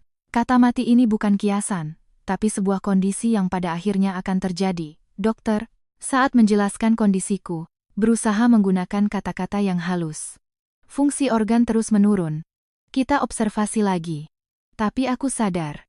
Sejak rahimku diangkat, luka di dalam tubuhku tidak pernah benar-benar sembuh. Cairan terus merembes. Indikator infeksi terus tinggi, tekanan darah harus ditopang dengan obat, beban jantung semakin hari semakin berat. Aku menulis dengan lambat, setiap kataku tulis dengan sekuat tenaga, ujung pulpen sampai membuat kertas berlekuk. Tapi ini harus dilakukan. Kesaksian ini bukan untuk pengadilan. Pengadilan punya formatnya sendiri, Inspektur Budi akan mengajariku caranya. Kesaksian ini kutinggalkan untuk Bima, untuk Butika, untuk Rian, untuk mereka yang setelah aku mati, masih akan mengingat kejadian ini. Jangan ada yang berani memutarbalikkan fakta. Selesai menulis kata terakhir, aku meletakkan pulpen kembali di meja. Aku menunduk melihat beberapa kalimat yang kutulis di kertas, membacanya dengan saksama, seolah sedang membaca surat wasiat orang lain. Lalu aku menoleh ke jendela. Langit Jakarta akan segera terang. Di arah puncak, cakrawala memancarkan semburat keabu-abuan, seperti ada yang mencelupkan jari ke dalam tinta dan menggoreskannya dengan lembut. Itu arah orang-orang kaya. Itu arah keluarga Wiryawan. Hari ini adalah hari ke-15 setelah badai. Hari ini adalah hari ke-14 setelah anakku meninggalkanku. Saat sinar matahari menembus celah tirai, Rian masuk. Hari ini dia mengenakan kemeja biru muda, kancing di lengan bajunya terpasang rapi. Dia memakai riasan tipis, tapi lingkaran hitam di bawah matanya masih terlihat jelas. Dia membawa sebuah map transparan berisi 3 rangkap surat kuasa. Tulisannya rapi, dicetak. Di kolom perihal kuasa tertulis, 1. Penelusuran aset pribadi dalam harta bersama selama masa perkawinan. 2. Tuntutan ganti rugi atas perbuatan melawan hukum. 3. Gugatan perdata yang menyertai tuntutan pidana. Dia meletakkan map itu di mejaku, mengeluarkan surat kuasa tulisan tangan yang kuberikan kemarin dari saku kartu identitasnya, melipatnya dengan hati-hati, dan memasukkannya ke saku dalam jasnya, dekat dengan dadanya. Pukul 9, begitu kantor notaris buka, saya langsung masuk. Sebelum pukul 10:30, kuasa ini akan sah, katanya. Aku mengangguk. Dia kemudian mengeluarkan 2 lembar kertas lagi dari map. Yang pertama adalah fotokopi formulir penitipan jenazah dari rumah duka. Di bagian bawah formulir ada tulisan tangan dengan pulpen, tanda tangan Ibu Ratna. Waktu penerimaan jenazah, 16 Agustus, 15.20. Waktu ini aku ingat betul, sore itu aku baru dipindahkan dari ICU ke ruang perawatan biasa, masih terpasang kateter dan selang drainase. Efek bius perlahan hilang, rasa sakit di perutku datang seperti gelombang pasang, lapis demi lapis. Kertas kedua lebih tipis, kertas faks, sudah sedikit pudar. Itu adalah tabel catatan panggilan dari operator. Baris paling atas ditandai dengan stabilo oleh Rian. Nomor penelepon. Nomor telepon rumah di Kompleks Villa Puncak. Nomor penerima. Nomor ponsel Banyu Wiryawan. Waktu mulai panggilan, 12 Agustus, 21:47. Durasi panggilan, 41 detik. Panggilan itu. Rian mengeluarkan sebuah kantong plastik kecil transparan dari tasnya. Di dalamnya ada sebuah ponsel-ponselku.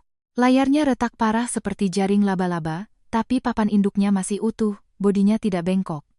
Dia menekan tombol power, layar menyala sekejap, berkedip, lalu padam lagi. Orang IT sudah lihat, papan induknya tidak rusak, datanya bisa dipulihkan. Nanti setelah diperbaiki, catatan 12 panggilan tak terjawab di malam badai itu bisa diekspor. Ada lagi catatan panggilan yang lebih awal, tambahnya. Catatan menunjukkan Anda dan Banyu Wiryawan pernah menelepon pada malam 18 Juli, durasinya 3 menit 42 detik. Isinya tentang tanggal kontrol kehamilan. Lalu malam 1 Agustus, sekali lagi, durasinya 1 menit 17 detik. Anda bilang perut Anda sedikit tidak nyaman. Dia bilang dia sedang rapat, menyuruh Anda panggil taksi sendiri ke rumah sakit. Lalu, malam 12 Agustus, malam badai, 12 panggilan tak terjawab. Setelah selesai berbicara, dia menyimpan kembali ponsel itu, menatapku. Lalu dia melakukan sesuatu yang selama menjadi asisten di bawah 3 bos berbeda belum pernah dilakukannya. Dia mengulurkan tangan, dengan lembut menepuk tanganku yang sedang menggenggam pulpen. Hanya sedetik, lalu menariknya kembali. Dia berdiri, merapikan kartu identitasnya, berbalik, dan keluar. Pukul 9. Kantor notaris. Setelah pintu tertutup, kamar menjadi sunyi. Tiba-tiba pengeras suara di koridor berbunyi, memanggil dokter untuk konsul di ICU. Di latar belakang, terdengar suara decit roda troli dan desis masker oksigen yang dipasang di wajah. Sinar matahari di luar sangat cerah. Jakarta sudah kembali normal. Listrik menyala, air mengalir, jalanan bersih, bus kembali beroperasi. Orang-orang berangkat kerja seperti biasa, sarapan seperti biasa, mengeluh pada rekan kerja tentang cuaca panas seperti biasa. Hanya kamar ini yang seolah tertinggal di tengah badai. 3 jam setelah Rian pergi, Inspektur Budi datang. Dia tidak memakai seragam, melainkan jaket abu-abu tua, resletingnya ditarik sampai dada. Dia membawa tas kerja yang diletakkannya di meja dengan bunyi berat. Dia mengeluarkan sebuah amplop cokelat dari dalamnya, disegel dengan stiker Satreskrim. BEP pertama Banyu Wiryawan sudah selesai, katanya. Dari pukul 7 malam sampai pukul 1 dini hari, 6 jam. Hanya istirahat 2 kali, masing-masing 10 menit. Dia membuka amplop, mengeluarkan setumpuk kertas A4, fotokopi BAP.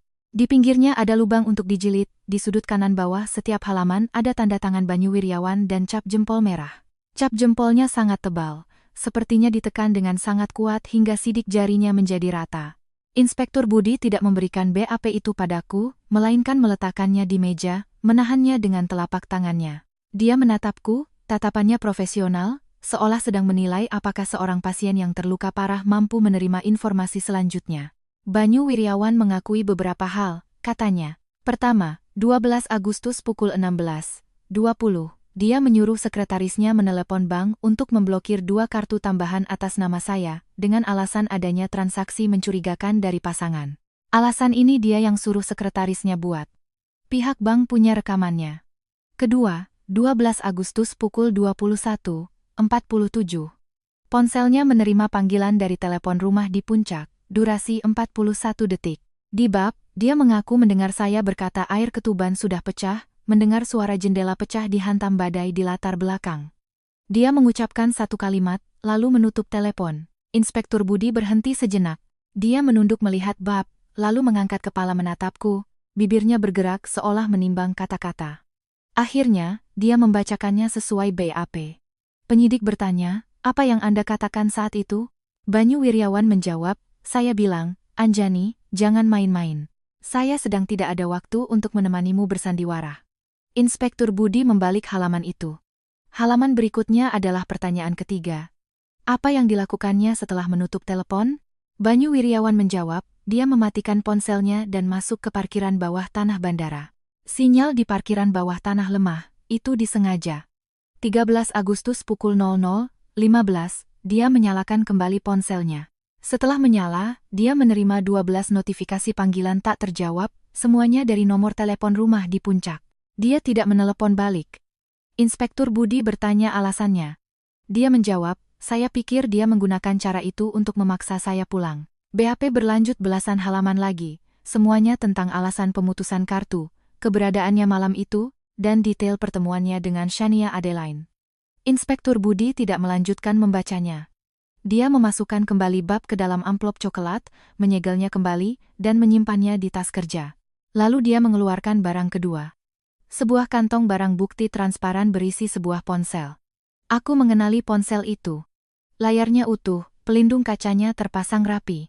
Casingnya berwarna biru tua dengan logo Wiryawan Land Property di belakangnya. Ponsel Banyu Wiryawan. Tim teknis telah mengekstraksi semua data dari ponsel ini, kata Inspektur Budi. Di catatan panggilan, ada satu catatan yang ditandai berulang kali, panggilan dari telepon rumah pada 12 Agustus pukul 21.47, durasi 41 detik. Setelah catatan ini, ponsel masuk ke mode pesawat hingga keesokan harinya pukul 00.15. Secara hukum, tindakan ini bisa dianggap sebagai penolakan memberikan pertolongan meskipun mengetahui adanya bahaya. Ada satu data lagi yang lebih awal dari catatan panggilan, lanjutnya. Pesan dari bank. 12 Agustus pukul 16.31. Sistem bank secara otomatis mengirimkan notifikasi pemblokiran kartu tambahan. Pesannya singkat, hanya 2 baris. Baris pertama adalah jumlah yang diblokir, baris kedua adalah alasan pemblokiran. Banyu Wiryawan telah menghapus pesan ini, tapi tim teknis berhasil memulihkannya dari cache lokal ponsel. Inspektur Budi menatapku, mengulangi kalimat itu. Dia menghapus pesan dari bank. Setelah itu, dia mengeluarkan amplop ketiga dari saku dalam tas kerjanya. Amplop ini lebih kecil, berwarna putih, tidak disegel. Di dalamnya ada sebuah foto. Foto itu diambil saat Banyu Wiryawan menandatangani BAP, meja, pulpen, kertas, jari-jarinya yang menekan kertas, dan wajahnya. Fotonya sangat jelas. Matanya penuh urat merah, kantung matanya menghitam, bibirnya kering dan pecah-pecah, dagunya ditumbuhi janggut. Ekspresinya bukan dingin, tapi sesuatu yang lain. Sesuatu yang pernah kulihat saat kami antre di KUA. Ekspresi orang yang baru sadar salah antrean setelah selesai mengambil foto untuk buku nikah. Itu adalah ketakutan, penyesalan, saatnya perhitungan dimulai. Inspektur Budi mengambil kembali foto itu. Suaranya pelan, tapi setiap katanya jelas.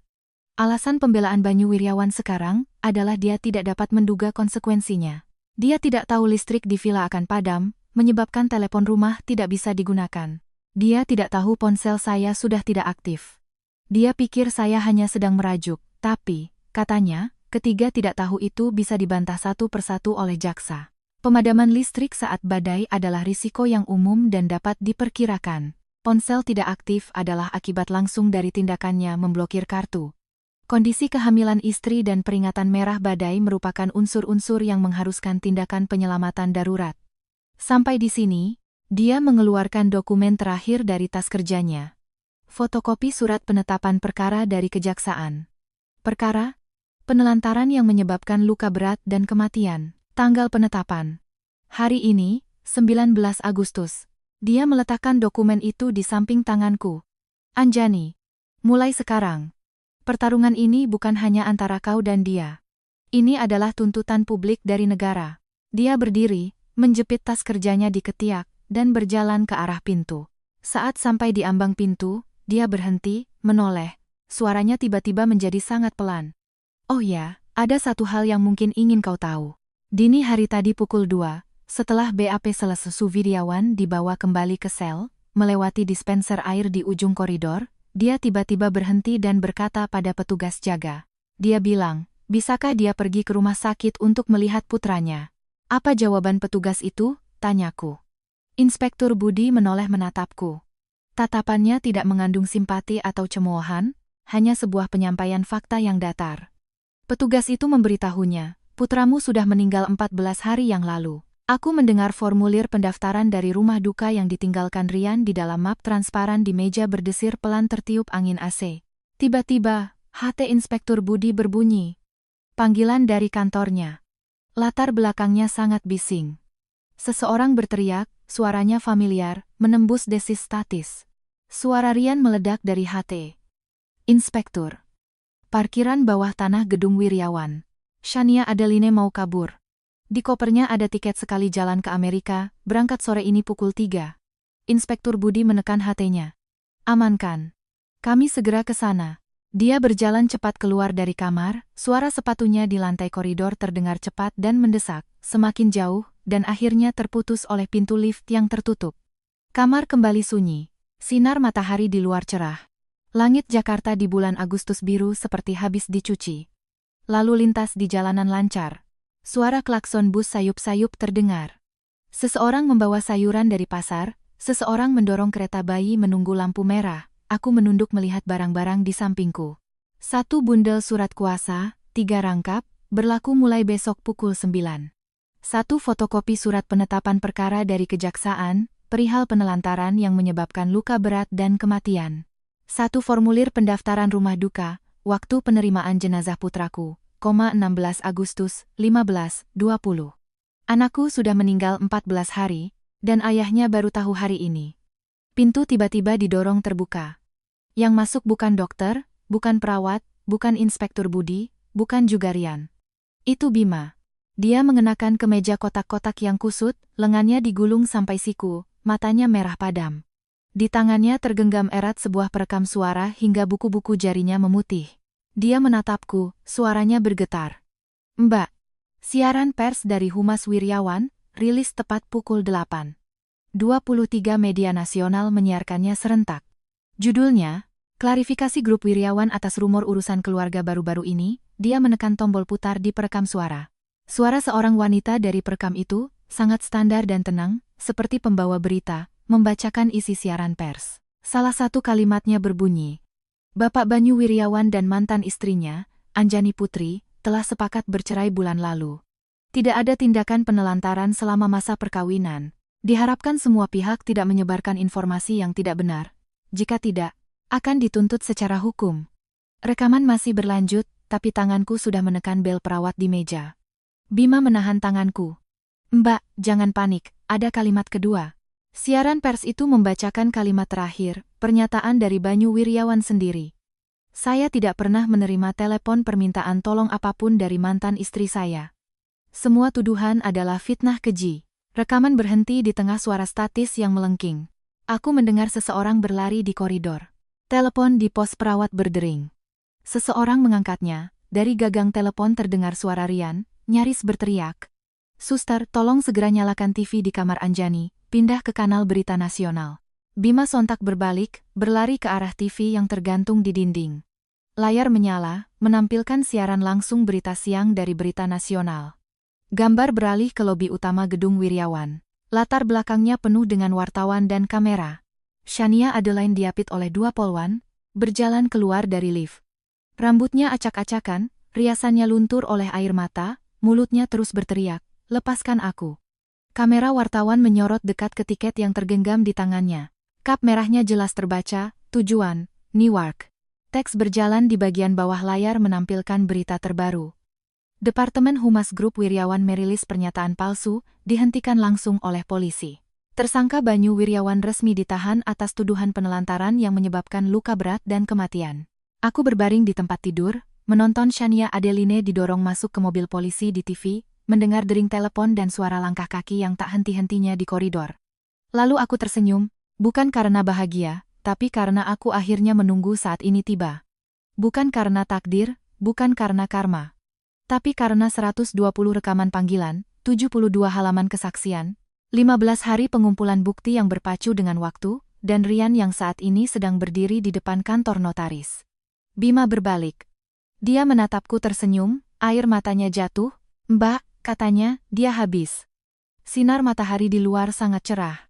Pulpen di telapak tanganku belum kulepaskan. Besok, masih ada kata-kata baru yang harus ditulis. Berita siang di TV masih berlangsung. Setelah Shania Adeline dibawa pergi, gambar kembali ke studio, pembawa berita wanita membalik halaman naskah, membacakan berita terbaru. Reporter kami dari Mabes Polri melaporkan bahwa Direktur Eksekutif Grup Wiryawan, Banyu Wiryawan, atas dugaan tindak pidana penelantaran yang menyebabkan luka berat dan kematian, pada pukul 10 pagi ini telah resmi disetujui penahanannya oleh Kejaksaan Negeri Jakarta Pusat. Kasus ini sedang dalam penyidikan lebih lanjut. Bima berdiri di depan TV, masih menggenggam perekam suara itu, buku-buku jarinya memutih. Dia tiba-tiba berbalik, suaranya sangat pelan. "Mbak, siaran pers Humas Wiryawan rilis jam 8. Polisi menghentikannya jam 9.40. Dalam 1 jam 40 menit itu, 23 media nasional sudah menyebarkan pernyataan palsu itu. Tagarnya sudah naik jadi trending topik ketiga."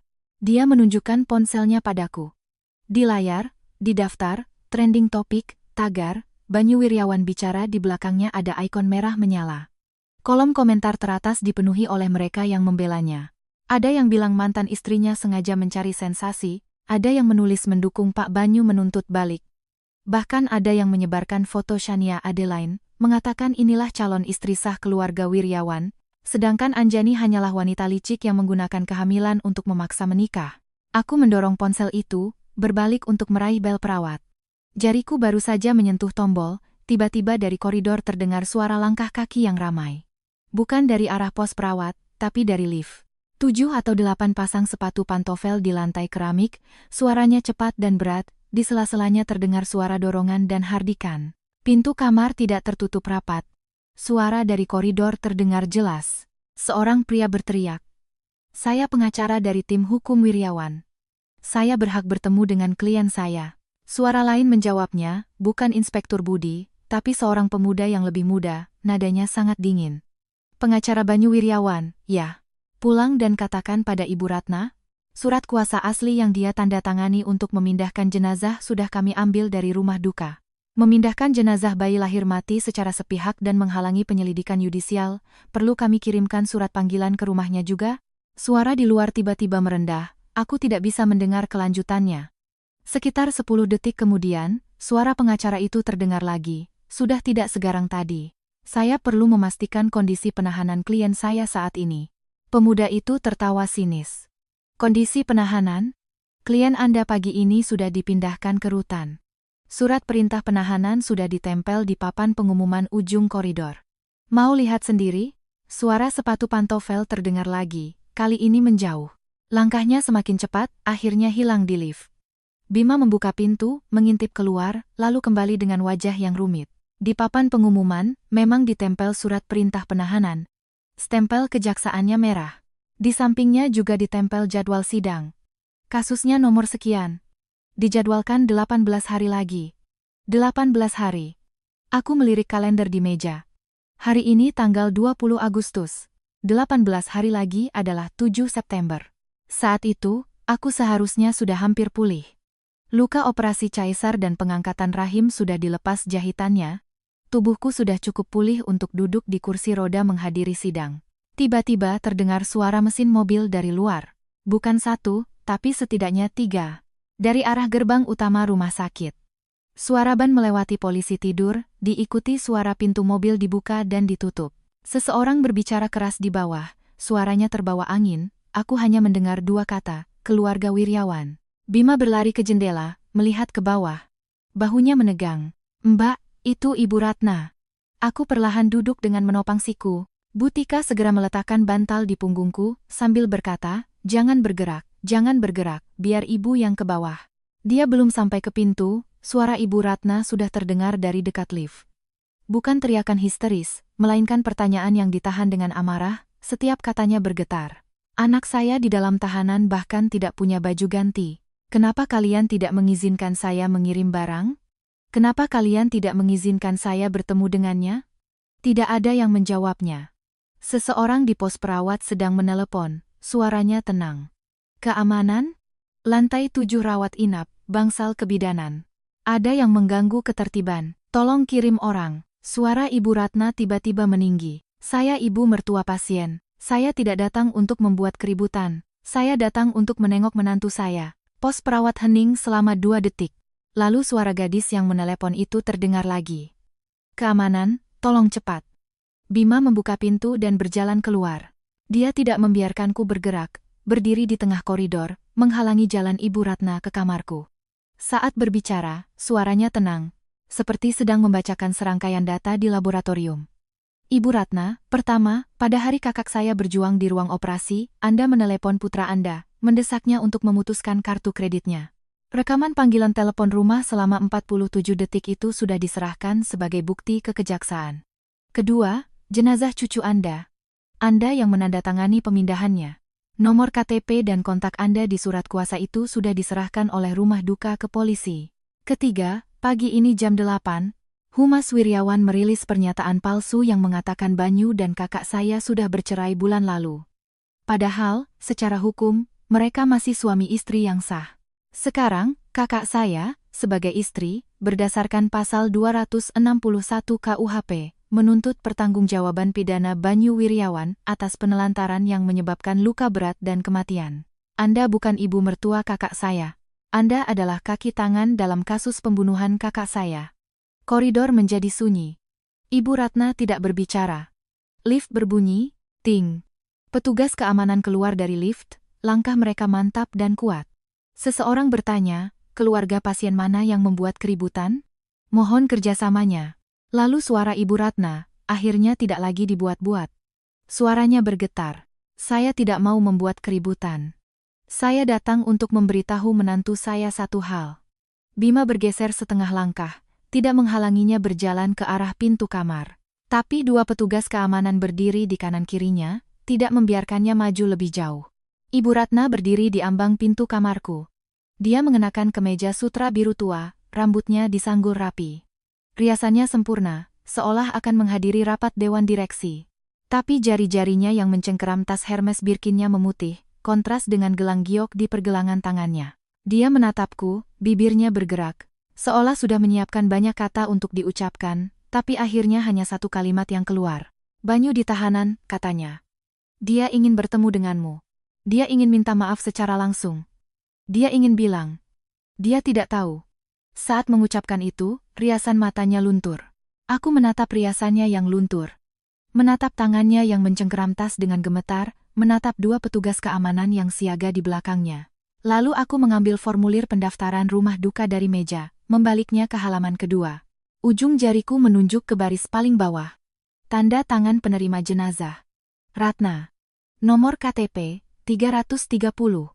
Di sebelahnya ada stempel rumah duka, tanggal 16 Agustus. Ibu Ratna, kataku, saat Anda menandatangani formulir ini, apakah Anda tahu bahwa anak itu adalah darah daging yang keluar dari tubuh saya? Ibu Ratna tidak menjawab. Aku menutup formulir itu, meletakkannya di atas tumpukan surat kuasa. Lalu aku menoleh ke jendela. Langit Jakarta biru transparan. Sinar matahari menembus kaca, jatuh di atas spray, putih menyilaukan. Silakan pergi, kataku. Kita bertemu di pengadilan. Saat pergi, Ibu Ratna terhuyung di ambang pintu. Dia mencoba berpegangan pada kusen, tapi tangannya meleset, seluruh tubuhnya miring ke samping. Petugas keamanan menahannya. Dia menepis tangan petugas itu dengan keras. Sepatu hak tingginya menghentak lantai, berjalan cepat dan tergesa-gesa. Setelah pintu lift tertutup, koridor kembali sunyi. Bima kembali ke kamar, mengeluarkan amplop coklat dari tasnya. Segel dari kantor notaris masih utuh. Rian pagi ini sudah menyelesaikan semua di notaris. Ini salinan akta notarisnya. Surat kuasa, CD rekaman panggilan, rincian tagihan, kronologi waktu, total 13 item. 1 untuk pengadilan, 1 untuk kejaksaan, 1 kita simpan. Aku menerima amplop itu, tidak membukanya. Aku mendengar seorang perawat di posnya sedang menelepon. Dia berkata dengan antusias, "Ma, lihat berita, tidak? Kasus Wiryawan itu, pasiennya di bangsal kita." Suaranya merendah, aku tidak mendengar kelanjutannya. Sinar matahari bergeser dari tengah ke ujung tempat tidur. Kamar sangat sunyi, hanya suara Aceh yang berhembus. Tumpukan kertas di meja sedikit terangkat oleh angin, lalu jatuh lagi. Stempel merah notaris di amplop coklat itu memantulkan cahaya merah gelap. Tiba-tiba, ponsel Bima berbunyi. Bukan nada dering, tapi notifikasi. 3 kali berturut-turut. Dia menunduk melihat layar, seluruh tubuhnya membeku. Dia menyodorkan ponsel itu ke hadapanku. Layarnya menampilkan 3 halaman web. Yang pertama adalah situs resmi grup Wiryawan. Judul pengumumannya, pernyataan mengenai informasi tidak benar di beberapa platform online. Tapi isinya tidak bisa dibuka, tertulis halaman tidak ditemukan. Yang kedua adalah pemberitahuan dari aplikasi berita keuangan, judulnya, saham Wiryawan hari ini anjlok, kapitalisasi pasar menguap hampir 30% dalam sehari. Tautan beritanya juga tidak bisa dibuka. Yang ketiga adalah berita singkat dari koran sore, isinya tentang proyek konstruksi Wiryawan Land, properti yang dipanggil oleh Dinas Perumahan, proyek dihentikan untuk audit internal. Bima menggulir ke kolom komentar. Komentar teratas hanya 4 kata dengan ribuan suka. Uang pesangon kapan cair? Dia mengambil kembali ponselnya, duduk di samping tempat tidurku, menggenggam tanganku. Telapak tangannya sangat kering dan hangat, dengan sedikit sisa bau alkohol disinfektan dari laboratorium. "Mbak, Rian titip pesan," katanya. Hari ini dia mengurus pengunduran diri di Wiryawan. Di depan ruang HRD, dia bertemu dengan direktur hukum mereka. Direktur hukum itu berteriak di telepon, katanya setelah Shania Adeline dilarang bepergian, keluarga Shania secara sepihak membatalkan perjanjian usaha patungan dengan Wiryawan. Arus kas Wiryawan sekarang bolong 300 miliar rupiah, tidak bisa ditutup. Aku memejamkan mata. Angin Aceh di kamar meniup wajahku, terasa sejuk. Aku teringat malam 8 Agustus itu, badai membuat pintu dan jendela villa berderak. Aku meringkuk di sudut tempat tidur. Air ketuban mengalir di pahaku. Di telepon, nada tunggu nomor Banyu terus berulang. Aku pikir dia hanya sedang marah padaku. Aku pikir selama aku bisa bertahan malam ini, setelah anak ini lahir, dia akan pulang. Ternyata, sejak malam itu, segalanya dalam hidupnya mulai runtuh. Hanya saja dia sendiri tidak tahu. Tumpukan dokumen di meja terbalik 1 halaman oleh angin, memperlihatkan baris terakhir dari akta notaris, perihal kuasa. Menuntut pertanggungjawaban pidana dan perdata Banyu Wiryawan atas tindak pidana penelantaran yang menyebabkan luka berat. Penerima kuasa. Rian. Jangka waktu kuasa. Sampai putusan akhir dalam kasus ini berkekuatan hukum tetap. Aku membuka mata, menatap barisan kata itu. Perlahan aku menarik tanganku dari genggaman Bima, dan menggenggam erat pulpen yang tidak pernah kulepaskan. Telepon di pos perawat berdering lagi. Seseorang berlari. 7 September, Jakarta diguyur hujan pertama musim gugur. Hari sidang, aku masuk ke ruang pengadilan dengan kursi roda. Bima mendorongku masuk dari pintu samping. Aku melihat Rian di bangku pengunjung. Dia mengenakan blazer hitam, memeluk map arsip coklat itu, matanya merah seolah tidak tidur semalaman. Butika duduk di sampingnya, melihatku masuk, dia membuat tanda salib di dadanya. Setelah hakim ketua membuka sidang, jaksa penuntut umum mulai membacakan surat dakwaan. Suaranya tanpa emosi, membacakan kata demi kata. Nomor perkara. Nama terdakwa.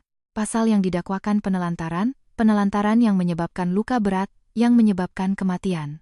Saat nama Banyu Wiryawan menggema di ruang sidang, Seseorang di bangku pengunjung menangis. Aku menoleh, itu Ibu Ratna. Dia sangat kurus, gelang gioknya masih terpasang, tapi longgar di pergelangan tangannya. Di sampingnya duduk pengacara keluarga Wiryawan, berpakaian rapi, di hadapannya terbentang setumpuk naskah pembelaan, tapi tangannya yang memegang pulpen tidak pernah bergerak. Setelah jaksa selesai membaca dakwaan, Hakim Ketua meminta Banyu Wiryawan berdiri. Saat dia berdiri, kaki kursinya menggores lantai kayu, menimbulkan suara melengking. Aku melihatnya berbalik. Dia mengenakan rompi biru tahanan. Ujung lengan bajunya sudah usang. Kancing di kerahnya terpasang sampai paling atas. Rambutnya dipotong pendek, di pelipisnya ada sejumput uban. Bukan dicat, tapi uban yang tumbuh dalam semalam, menyebar dari akar seperti rumput yang membeku. Dia melihatku. Pupil matanya menyusut, jakunnya bergerak naik turun, bibirnya terbuka lalu tertutup. Lalu dia melakukan sesuatu yang tidak terduga oleh siapapun. Dia berlutut ke arahku. Lututnya menghantam lantai dengan bunyi berat. Petugas pengadilan hendak menariknya, tapi dihentikan oleh isyarat tangan Hakim Ketua. Banyu Wiryawan berlutut di lantai, menatapku. Matanya merah padam, tapi tidak ada air mata. Anjani, katanya, maafkan aku. Ruang sidang hening, hanya suara AC yang terdengar. Aku tidak berbicara. Hari itu aku benar-benar tidak tahu, katanya. Aku tidak tahu air ketubanmu pecah. Aku tidak tahu kau menelepon berkali-kali. Aku tidak tahu sinyal di villa hilang saat badai. Aku benar-benar tidak tahu. Aku melihatnya berlutut di sana. Bahunya bergetar. Jari-jarinya mencengkeram ujung rompi birunya hingga memutih. Setiap kata yang diucapkannya, aku percaya. Dia benar-benar tidak tahu. Saat dia menunggu Shania Adeline di bandara, ponselnya mati, musik di mobilnya diputar keras, badai di luar mengubah hujan menjadi kabut. Dia tidak tahu aku meringkuk di sudut tempat tidur, menelepon selama 40 menit tanpa henti. Tidak tahu setelah listrik padam, aku merangkak dalam gelap ke ruang tamu untuk menarik kabel telepon. Tidak tahu air ketuban bercampur darah mengalir dari pahaku hingga ke pergelangan kaki. Tidak tahu dalam kegelapan aku berkata pada perutku, anakku, jangan takut, mama di sini. Dia tidak tahu. Tapi dia tidak tahu bukan karena dia tidak mampu untuk tahu. Dia mematikan ponselnya karena penerbangan Shania Adeline tertunda 40 menit, dia ingin fokus menunggunya. Dia memblokir kartu kredit tambahanku, karena dia pikir aku sedang merajuk, dia ingin memberiku pelajaran. 3 jam setelah peringatan merah badai diumumkan, dia pergi tanpa menoleh ke jendela kamar tidur utama di lantai 2 villa yang lampunya masih menyala. Dia tidak tahu, dan karena itulah dia pantas mati. Aku mengangkat tanganku dari sandaran kursi roda. Bekas infus di punggung tanganku belum hilang, berwarna kebiruan di bawah cahaya lampu pengadilan. Aku mengambil amplop coklat dari Bima, membuka segelnya, dan mengeluarkan isinya satu persatu. Pertama, catatan panggilan tak terjawab yang kulakukan pada Banyu pada 8 Agustus pukul 21.13. Durasi panggilan, 0 detik. Stempel merah dari operator. Kedua, transkrip rekaman panggilanku yang pertama ke 120 pada 8 Agustus pukul 21.17, disahkan oleh notaris. Setiap halaman bernomor. Ketiga, fotokopi surat kuasa pemindahan jenazah yang ditandatangani Ibu Ratna di rumah duka. Di kolom hubungan keluarga tertulis nenek. Di sebelahnya ada foto formulir pendaftaran asli dari rumah duka, di baris terakhir, tanda tangan penerimaan jenazah, Ratna. Keempat, kronologi waktu yang disusun oleh Rian. Dari 8 Agustus pukul 10 pagi saat Banyu memblokir kartu kredit tambahanku, hingga 9 Agustus pukul 3.17 dini hari saat petugas 120 mendobrak pintu. Selama 17 jam itu, Banyu meneleponku 0 kali. Dia menelepon Shania Adeline 6 kali. Selama menunggu di bandara, dia menerima 3 panggilan dari Shania Adeline, dengan durasi masing-masing 4 menit 21 detik, 6 menit 8 detik, dan 11 menit 42 detik. Aku meletakkan keempat dokumen itu di sandaran kursi roda, merapikannya satu persatu, lalu mengangkat kepala menatap Banyu Wiryawan. Tuan Wiryawan, kataku, Anda tadi bilang Anda tidak tahu. Tapi dalam hukum, ada konsep yang disebut sepatutnya mengetahui. Saat badai, istri yang hamil tua sendirian di rumah, Anda memblokir kartunya, mematikan ponsel Anda, berkendara melintasi setengah kota untuk menjemput mantan kekasih. Anda sepatutnya mengetahui dia mungkin dalam bahaya. Anda sepatutnya mengetahui dia tidak punya cara lain untuk meminta tolong. Anda sepatutnya mengetahui bahwa Anda sedang melakukan kejahatan. Aku berhenti sejenak, tenggorokanku kering. Bima menyodorkan segelas air, aku tidak menerimanya. Aku menatap mata Banyu Wiryawan, mengatakannya sekali lagi. Yang tidak Anda ketahui bukanlah bahwa saya akan celaka. Yang tidak Anda ketahui adalah setiap pilihan yang Anda buat, 9 hari kemudian, akan menjadi selembar formulir pendaftaran rumah duka yang diserahkan padaku. Yang tidak Anda ketahui adalah anak Anda saat lahir tidak menangis. Dia bahkan tidak pernah menangis sekalipun. Banyu Wiryawan berlutut di lantai, seluruh tubuhnya seolah terbelah. Mulutnya ternganga, dadanya naik turun dengan hebat, dari tenggorokannya keluar suara. Bukan tangisan, bukan teriakan, melainkan rintihan yang tertahan. Dia merangkak 2 langkah ke arahku, ditahan oleh petugas. Dia berjuang, mengangkat kepala, matanya merah padam, air mata baru mengalir saat itu. Biarkan aku melihatnya, katanya. Anjani, biarkan aku melihat anakku sekali saja. Sekali saja. Aku membalik formulir pendaftaran rumah duka ke halaman terakhir. Waktu kremasi. 17 Agustus, pukul 10 pagi. Tanda tangan penerima abu. Ratna. Ibumu sudah membawanya pergi, kataku. Kalau kau ingin melihatnya, kau bisa minta kotak abunya padanya. Ibu Ratna berdiri dari bangku pengunjung. Bibirnya bergetar, jarinya menunjuk ke arahku, 3 kali mencoba tapi tidak pernah lurus. Anjani, katanya, kau terlalu kejam.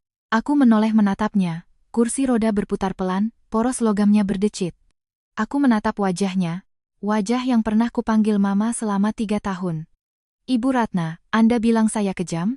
Malam 8 Agustus pukul 20.30, Anda menelepon Banyu Wiryawan, bilang penerbangan Shania akan segera tiba, suruh dia cepat menjemput. Apakah saat itu Anda bertanya, Anjani di rumah? Wajah Ibu Ratna pucat pasi. Saat Anda memegang surat pemindahan jenazah anak saya, apakah Anda bertanya, apakah saya setuju? Saat Anda menyuruh Humas Wiryawan merilis siaran pers bahwa saya dan Banyu sudah bercerai, apakah Anda bertanya, apakah saya masih hidup? Setelah mengatakan itu, aku mengumpulkan semua dokumen ke dalam amplop cokelat, menyegelnya kembali, meletakkannya di samping bantalan kursi roda. Lalu aku menoleh ke Hakim Ketua. Yang mulia Hakim, semua bukti yang diajukan oleh jaksa penuntut umum saya benarkan. Pengacara saya telah menyerahkan pernyataan korban dan rekomendasi hukuman ke pengadilan. Saya tidak punya apa-apa lagi untuk dikatakan. Hakim Ketua mengangguk, memerintahkan panitera untuk mencatatnya. Lalu dia mengetuk palu. Saat Banyu Wiryawan ditarik berdiri oleh petugas, lututnya lemas, seluruh tubuhnya condong ke depan. Dia berpegangan pada pagar kursi terdakwa, berbalik menatapku, mulutnya terbuka seolah ingin mengatakan banyak hal. Tapi akhirnya dia hanya berkata, Anjani. Kalau hari itu aku pulang, bagaimana? Petugas membawanya ke pintu samping. Punggung rompi birunya basah oleh keringat, punggungnya membungkuk. Saat sampai di pintu, dia berhenti sejenak, menoleh ke belakang menatapku. Aku tidak menjawabnya. Pintu samping tertutup pelan. Tiba-tiba seseorang di bangku pengunjung berdiri. Itu Rian. Map arsip coklat yang dipeluknya jatuh ke lantai, dokumen-dokumen berhamburan. Dia tidak memungutnya. Dia berdiri di lorong bangku pengunjung, menatap ke arah pintu tempat Banyu menghilang, bibirnya bergerak tanpa suara. Dia berkata, Pak Banyu, saya sudah memberitahu Anda. Hari itu hujan lebat menutup jalan. Mobil asisten mogok di tengah bukit. Dia menelepon sekretaris Banyu Wiryawan 12 kali, setiap 10 menit. Sekretaris bilang Pak Banyu sedang menjemput seseorang, tidak bisa diganggu. Dia menelepon sopir Banyu, sopir bilang Pak Banyu sedang menunggu di pintu keluar, membawa seikat mawar putih. Pukul 2.03 dini hari, dia berhasil menelepon ponsel publik Banyu untuk terakhir kalinya. Berdering 6 kali, lalu ditutup. Saat ditelepon lagi, sudah tidak aktif. Semua ini, setelah malam 8 Agustus itu, Rian tidak pernah menyebutkannya di hadapanku. 3 hari sebelum sidang, saat dia menyerahkan kronologi waktu padaku, terselip secarik kertas kecil di dalamnya. Di kertas itu hanya ada 3 kata, Mbak, maafkan saya. Setelah sidang selesai, Bima mendorongku keluar dari pintu samping pengadilan. Hujan sudah berhenti, tanah basah, daun-daun berguguran. Di bawah tangga, wartawan sudah menunggu dengan kamera dan lampu kilat yang menyala ke arahku. Bima menutupi wajahku dengan tangannya, mendorong kursi roda ke mobil. Seorang wartawan menyodorkan mikrofon, bertanya dengan keras, Ibu Anjani, apa tanggapan Anda terhadap persidangan hari ini? Aku meminta Bima berhenti. Aku menatap lensa kamera wartawan itu, menatap kartu pers di dadanya, menatap lampu merah perekam di belakang lensa. Aku teringat malam 8 Agustus itu, aku sendirian terbaring di lantai kamar tidur utama di villa. Di luar, badai mematahkan dahan pohon. Di telepon, suara wanita mekanis terus mengulang, "Nomor yang Anda tuju sedang tidak aktif." Aku teringat aku berkata dalam gelap, "Aku tidak kuat lagi. Banyu, datang dan selamatkan aku." Yang menjawabku hanya suara angin dan hujan di luar, dan gerakan janin terakhir yang lemah dari anak yang sedang sekarat di dalam perutku. Aku menatap kamera dan mengucapkan satu kalimat. Kalau hari itu dia pulang, bagaimana? Aku tidak menunggu jawaban wartawan. Bima mendorongku masuk ke mobil. Saat pintu mobil tertutup, aku merogoh saku jaketku, merasakan selembar kertas. Itu adalah surat persetujuan operasi, yang ditandatangani Butika malam itu. Aku membaliknya. Di belakangnya ada sebaris tulisan tangan Butika, mungkin ditulis diam-diam kapan-kapan, aku tidak menyadarinya. Tulisannya acak-acakan, tapi jelas. 9 Agustus, 3:50 dini hari. Pasien mengalami ruptur uteri, pendarahan berhenti. Bertanya pada dokter tentang bayinya. Dokter bilang janin meninggal di dalam kandungan. Pasien tidak menangis. Aku melipat kertas itu, memasukkannya kembali ke saku. Di luar jendela mobil, pemandangan kota Jakarta bergerak mundur. Di pinggir jalan ada sebuah halte bus, di layar iklan elektroniknya berputar iklan properti. Di sudut kiri atas, logo pengembangnya adalah tulisan emas Wiryawan Land Property. Di bawah layar iklan itu, tertempel selembar kertas putih, di atasnya tertulis dua kata dengan 3 tanda seru, "Proyek Mangkrak." Mobil melaju, sudut kertas putih itu terangkat oleh angin, menempel di layar iklan, menutupi tulisan Wiryawan. Aku memejamkan mata. Bima dari kursi penumpang depan berbalik, menyerahkan ponselnya padaku. Layarnya menampilkan halaman utama situs resmi grup Wiryawan.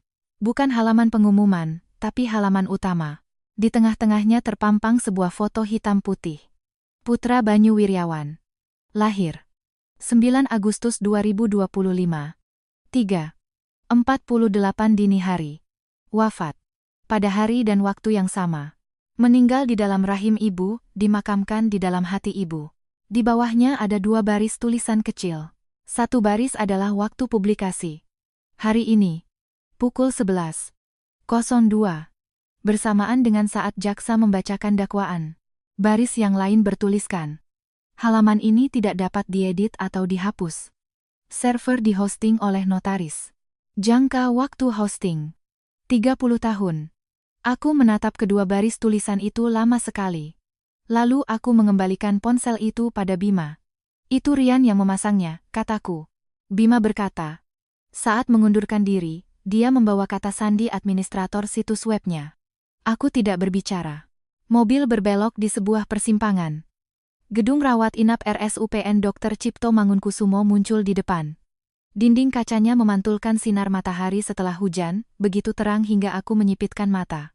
Aku merogoh saku, merasakan pulpen itu. Pulpen yang sejak hari Ibu Ratna datang ke rumah sakit, selalu kugenggam. Aku tahu, di memo ponselku tersimpan sebuah rekaman. Rekaman dari perekam suara yang ditemukan petugas di bangku pengunjung setelah sidang hari ini. Ibu Ratna, setelah sidang selesai, berkata pada pengacaranya dengan suara sangat pelan, "Shania sudah kau antar ke bandara, kan? Jangan biarkan dia naik pesawat, suruh dia tunggu. Anakku di dalam sana, kenapa dia bisa bebas di luar?" Aku mengeluarkan pulpen dari sakuku, membuka tutupnya. Mobil berhenti di depan gedung rawat inap.